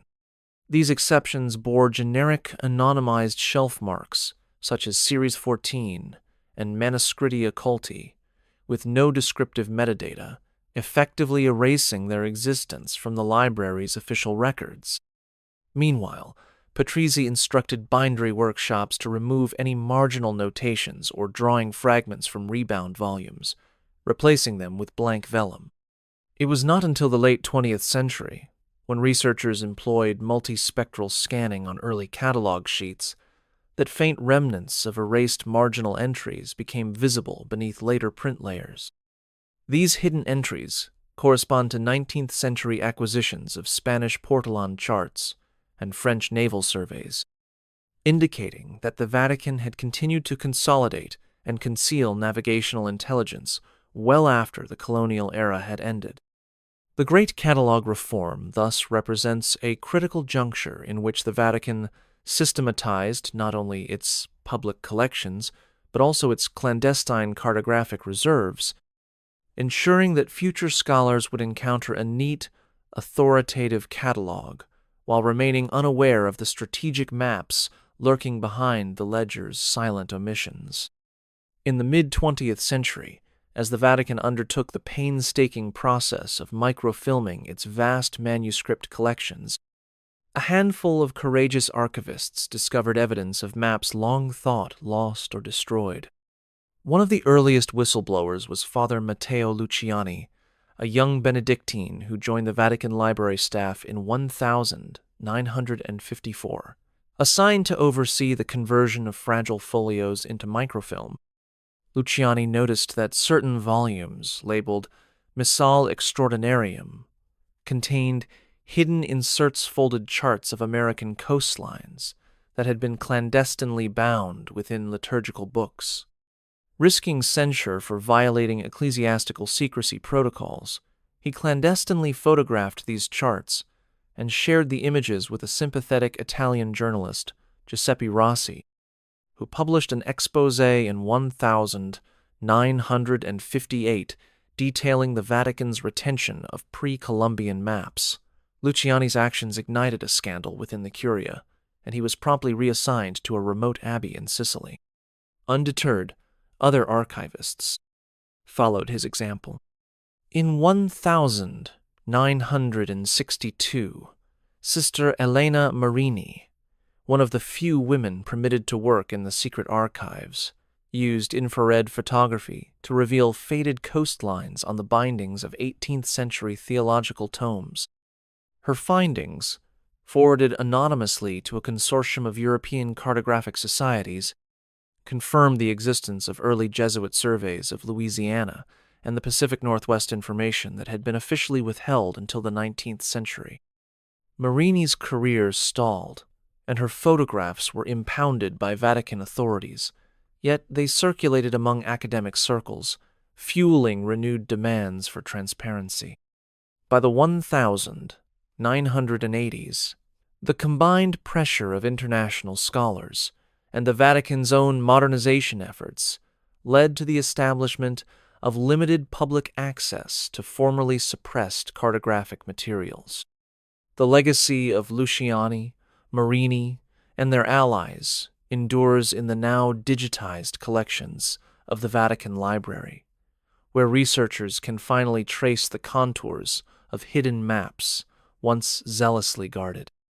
Their bravery underscores how the pursuit of truth often demands personal sacrifice, especially when confronting centuries of institutional secrecy. Rest your mind, you've earned it. But when the next veil lifts, be here. Subscribe. By the early 1980s, the Vatican had begun a modest program of declassification, releasing select manuscripts under strict scholarly agreements. In 1982, Pope John Paul II authorized the publication of a dozen previously restricted pilot charts in a limited edition facsimile, marking a historic shift. Among these was Chart 45A, a 15th century Portuguese sketch showing the Gulf of Mexico's barrier islands, and Chart 45B, an English portolan of Newfoundland's Avalon coast. Though the facsimile editions retained redactions areas blacked out to conceal precise coordinates, they represented the first acknowledgement of America's cartographic presence within the Vatican archives. Scholars like Dr. Presence Ivan, Maria Fernandez of the Vatican Library catalogued these charts in detailed studies, noting imprints of earlier marginalia and watermark patterns, matching those of known secret collections. Yet, the releases were carefully curated. Each chart was accompanied by a scholarly essay and guarded commentary explaining why certain regions remained censored. Fernandez's own research uncovered references to additional charts, the elusive Chart 45C through 45F, that were omitted from the facsimile due to national sensitivity, international pressure, particularly from Brazilian and Canadian academic institutions, mounted over the ensuing decade, prompting Vatican archivists to gradually expand access. By design, the declassification process created a controlled drip of information, offering tantalizing insights while preserving the institution's final, most sensitive map holdings. The Vatican's cautious choreography during this era exemplifies its continuing role as steward of both spiritual and geopolitical legacies, balancing transparency with tradition and leaving open the question of what remains hidden in the vaults below St. Peter's. In the early 21st century, as digital technology revolutionized archival research, the Vatican initiated a large-scale digitization project known as the Vatican Digital Manuscript Initiative. By 2005, high-resolution scans of thousands of manuscripts, including previously hidden cartographic materials, were made available to select scholars under a secure portal. One surprising discovery emerged in 2008 when Dr. Elena Rossi, a geospatial historian, collaborating with the Vatican, identified a series of 18th century navigational charts concealed within the bindings of a theological treatise by Cardinal Bellarmine. These charts, once microfilmed and then overlooked, depicted the Falkland Islands and the Patagonian coastline with a level of accuracy attributed only to expeditions of the late 19th century. Rossi's careful georeferencing of the charts against modern satellite imagery confirmed that the original surveys likely occurred during early Jesuit missions in South America around 1720, long before official records acknowledged European exploration of that region. The Vatican's digital team amended the metadata to include previously omitted keywords such as Patagonia and Falklands, sparking international scholarly interest. Despite this progress, certain map segments remain digitally redacted in the public interface, accessible only upon written application to the Secretariat of State. Requests submitted to view the unredacted files required endorsements from national academies and guaranteed confidentiality agreements. This digital partial transparency highlighted the Church's ongoing commitment to safeguarding sensitive historical documents while adapting to modern expectations of openness. The Vatican Digital Manuscript Initiative thus became a pivotal moment in the story of hidden maps, demonstrating that even in an age of instantaneous information, centuries of cartographic secrecy persist now cloaked behind encrypted pixels rather than lead-lined vaults. In 2010, the Vatican partnered with Italian software engineers to deploy a specialized multispectral imaging system aimed at revealing underdrawings and erased text in its most fragile manuscripts. During the initial testing phase, operators trained the camera on a 1,494 Portolan chart attributed to the Florentine cartographer Bartolomeo d'Alviano. This chart, catalogued under a generic theological heading to mask its true nature, showed only the Mediterranean in standard releases. However, multispectral scans exposed concealed overlays. Faint outlines of the Gulf of St. Lawrence and the Bay of Fundy, complete with notations in late Saxon Old English script. The discovery prompted urgent internal discussions. Had this chart been annotated by an English chronicler familiar with Norse-descended communities in Atlantic Canada? Vatican technicians conducted a pixel-by-pixel analysis and identified ink pigments matching 15th century English recipes, not typical Mediterranean formulas. The chart was subsequently reclassified within the digital archive as Cartographia Arcana and restricted to Vatican affiliated researchers with top-secret clearance. Researchers who had previously requested access under the Vatican Digital Manuscript Initiative reported abrupt denials for this chart, citing national security exemptions. When word of the find leaked to academic circles in 2012, the Vatican issued a formal statement acknowledging ongoing review, but denying any broader implications. Nevertheless, carbon dating and ink analysis, later published in a peer-reviewed journal, confirmed the map's authenticity and English origin. This episode illustrates how advances in imaging technology have both unveiled hidden cartographic knowledge and triggered renewed efforts by the Vatican to protect its most sensitive historical documenta, modern chapter in a prime. Centuries-old saga of secrecy and revelation. In 2015, Dr. Lucia Bianchi, a modern historian specializing in early cartography, launched a comprehensive investigation into pre-Columbian maps held across European archives, driven by persistent references to Vatican holdings in obscure 19th century bibliographies. Collaborating with institutions in Lisbon, Paris, and London, she compiled a database of over 200 tantalizing entries catalog numbers, marginal notations, and brief descriptions indicating the presence of Western maps in religious collections. Her research eventually led her to petition for access to the Vatican's Forbidden Cartographic Register, a discrete file maintained by the Secretariat of State that listed documents exempt from standard archival procedures. After rigorous vetting and a 6-month review, Bianchi was granted limited access in 2018 to a sealed reading room in the secret archives, where she encountered a stack of uncatalogued folios labeled only by date and dimensions.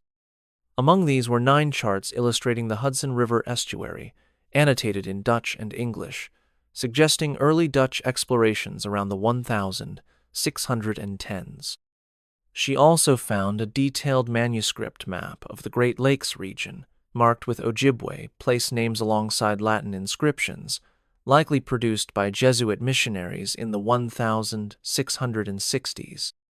Bianchi's meticulous transcriptions revealed that these maps had never entered the Vatican's public catalogue, their existence known only through cryptic internal references.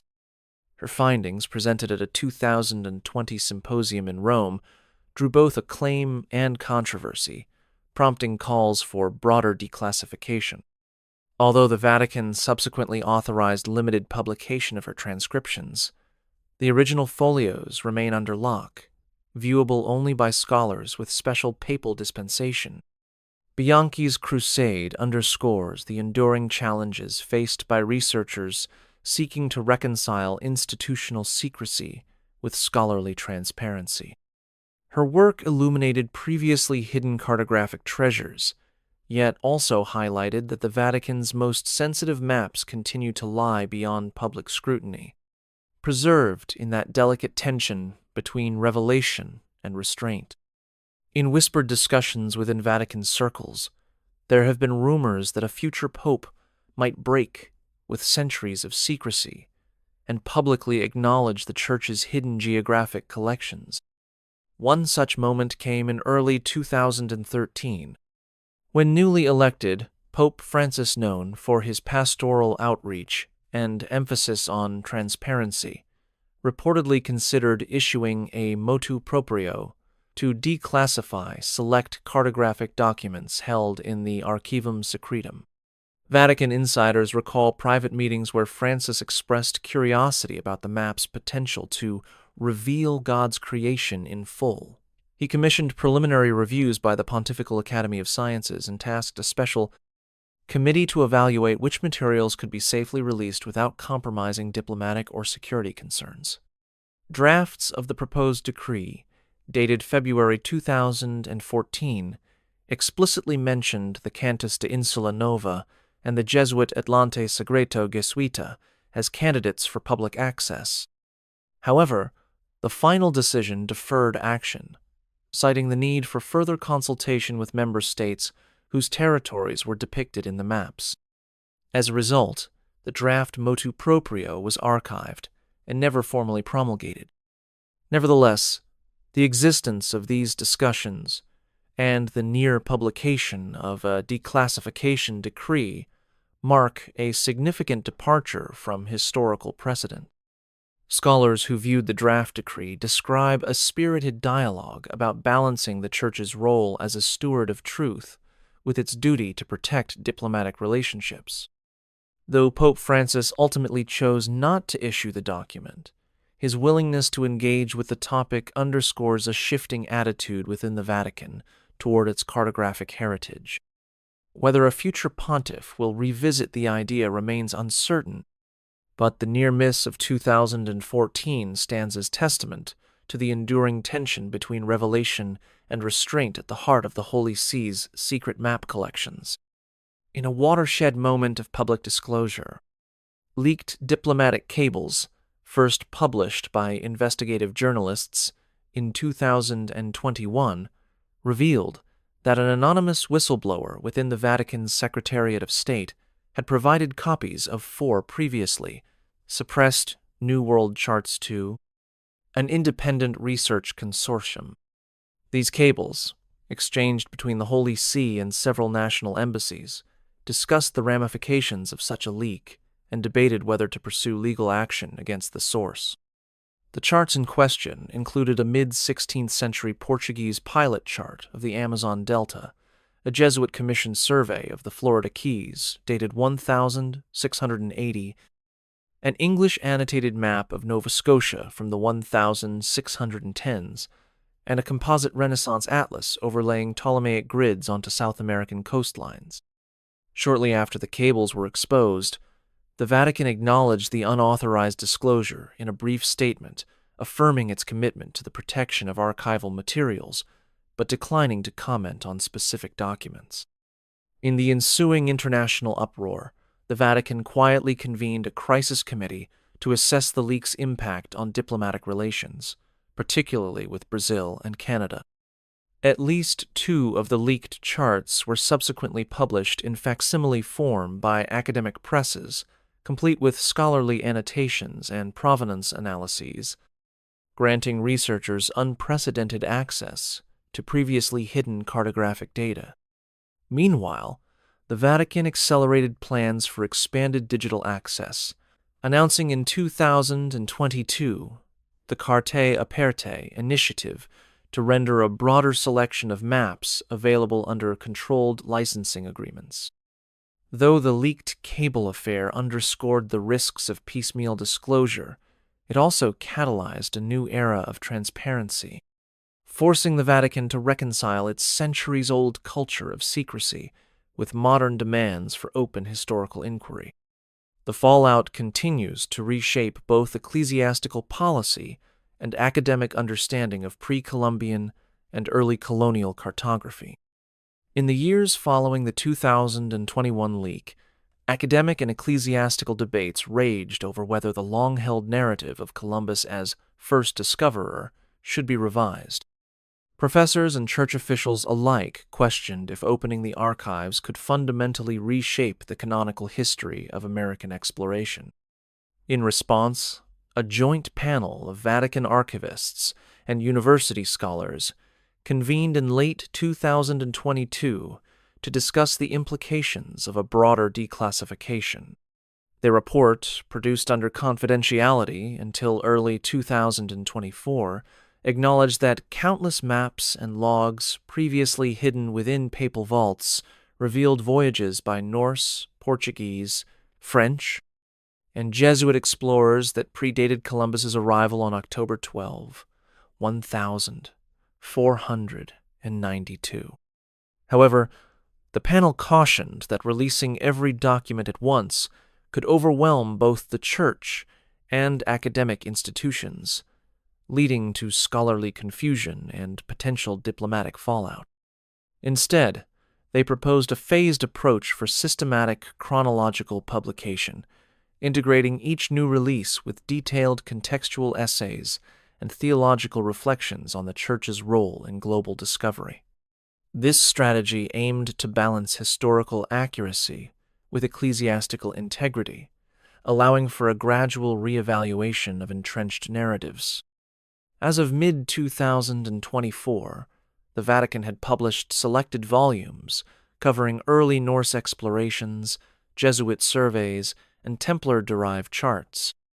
Though critical Portuguese pilot charts and secret papal atlases remain under tight embargo, the ongoing discourse reflects a nuanced shift. The Church is no longer the sole gatekeeper of geographical knowledge, but a collaborative partner in the expansive, evolving story of human exploration. As the Vatican gradually released its hidden cartographic treasures, a critical introspective debate emerged within the Church: how to reconcile spiritual authority with the imperative of scholarly transparency. In early 2025, the Pontifical Council for Culture convened leading theologians, historians, and geographers to draft guidelines for the ethical stewardship of declassified maps. The resulting framework acknowledged that the Church's centuries-long secrecy had both preserved invaluable manuscripts and hindered historical truth. The guidelines called for contextualizing each released chart with interpretive essays, highlighting theological, political, and cultural dimensions of its creation and concealment. They also proposed educational program seminars, lectures, and digital exhibit stow guide public understanding and to preempt sensationalized misreadings of the documents. Notably, the Council addressed concerns about national sensitivities. Maps depicting disputed territories or early colonial claims would be accompanied by diplomatic notes clarifying the Church's neutrality and respect for modern borders. This approach reflected a delicate balancing act, honoring the Church's role as guardian of sacred history while embracing the collaborative ethos of 21st century research. Implementation began in April 2025 with a symposium at the Vatican Apostolic Library, where scholars previewed newly digitized Jesuit atlases and Norse-derived charts under the motto, Revealing Truth. Upholding Faith. Attendees included representatives from indigenous communities whose ancestral lands were depicted in the maps, ensuring that their perspectives shaped the narrative. Through these measures, the Vatican sought not only to rewrite historical textbooks, but to reframe its own identity from a fortress of secrecy to a beacon of enlightened custodianship, bridging the gap between divine mission and human inquiry in a world increasingly defined by open access to knowledge. Maps wield immense power in shaping collective memory, and nowhere is this more evident than in the Vatican's centuries of curating what the faithful would and would not know about distant lands. From the earliest TO diagrams to the clandestine Carta Partium, cartographic images influenced perceptions of God's creation, guiding explorers, missionaries, and monarchs alike. Yet when the Church suppressed maps of America's coasts, it also suppressed stories of the peoples who inhabited those lands. The process of erasure, whether through excised footnotes, hidden margins, or locked vultures, left gaps in the historical record that echo in contemporary dialogues on indigenous sovereignty and post-colonial identity. Recognizing this, the Vatican's 2025 framework for declassification included commitments to partner with descendant communities, invite indigenous scholars to annotate public releases, and redress past omissions. Such efforts reveal how maps do more than chart geography. They inscribe power, authority, and memory. Each hidden chart, be it a Jesuit river sketch or a Norse-informed portolan, carries the imprint of human choices about what to reveal and what to conceal. As digital archives expand and new discoveries surface, the challenge remains to reconcile these cartographic legacies with a fuller, more inclusive understanding of history. In doing so, the Church acknowledges that true stewardship requires not only preserving ancient parchments, but also amplifying the voices silenced by past secrecy. By embracing a dynamic memory that honors both beauty and darkness, the Vatican hopes to transform maps from tools of control into instruments of collective remembrance, fostering a richer, more honest tapestry of global heritage. The final vault door creaks as a select group of scholars, theologians, and indigenous representatives gather in the Vatican's subterranean map chamber. Here, Vault CE 129 houses the most coveted relics, composite charts that blend medieval codices, Jesuit surveys, and royal pilot maps into a single tapestry of America's coastlines.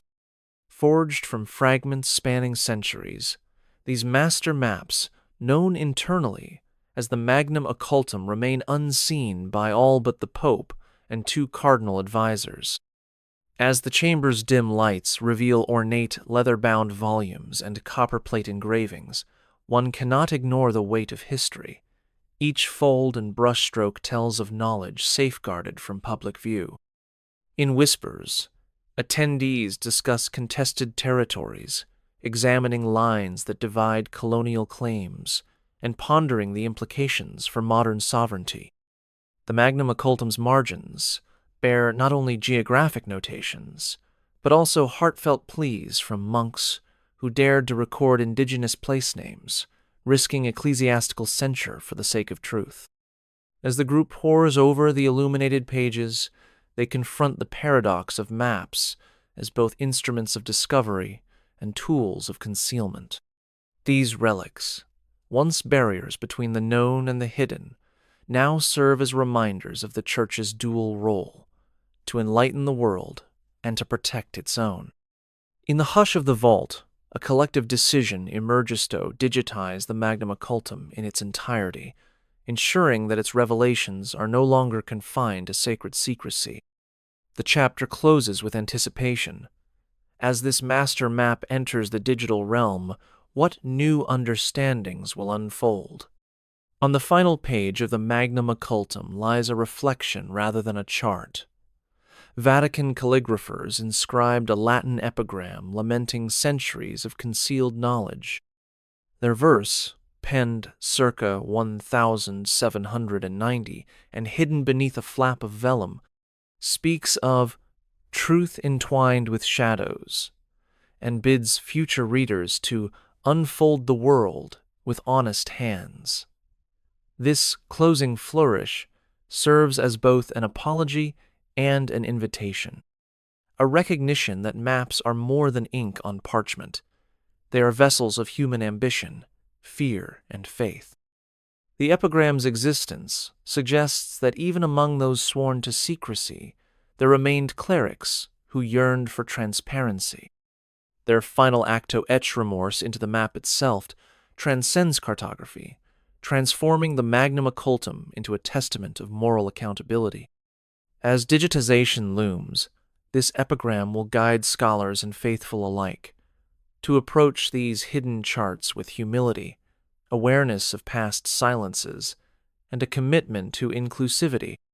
Thus, the last chapter concludes not with the end of secrecy, but with the beginning of a new Erewhon defined by shared stewardship of history's revelations, honoring both the beauty of discovery and the darkness of concealment. That was one layer. Take a moment, then subscribe, and we'll go deeper next time.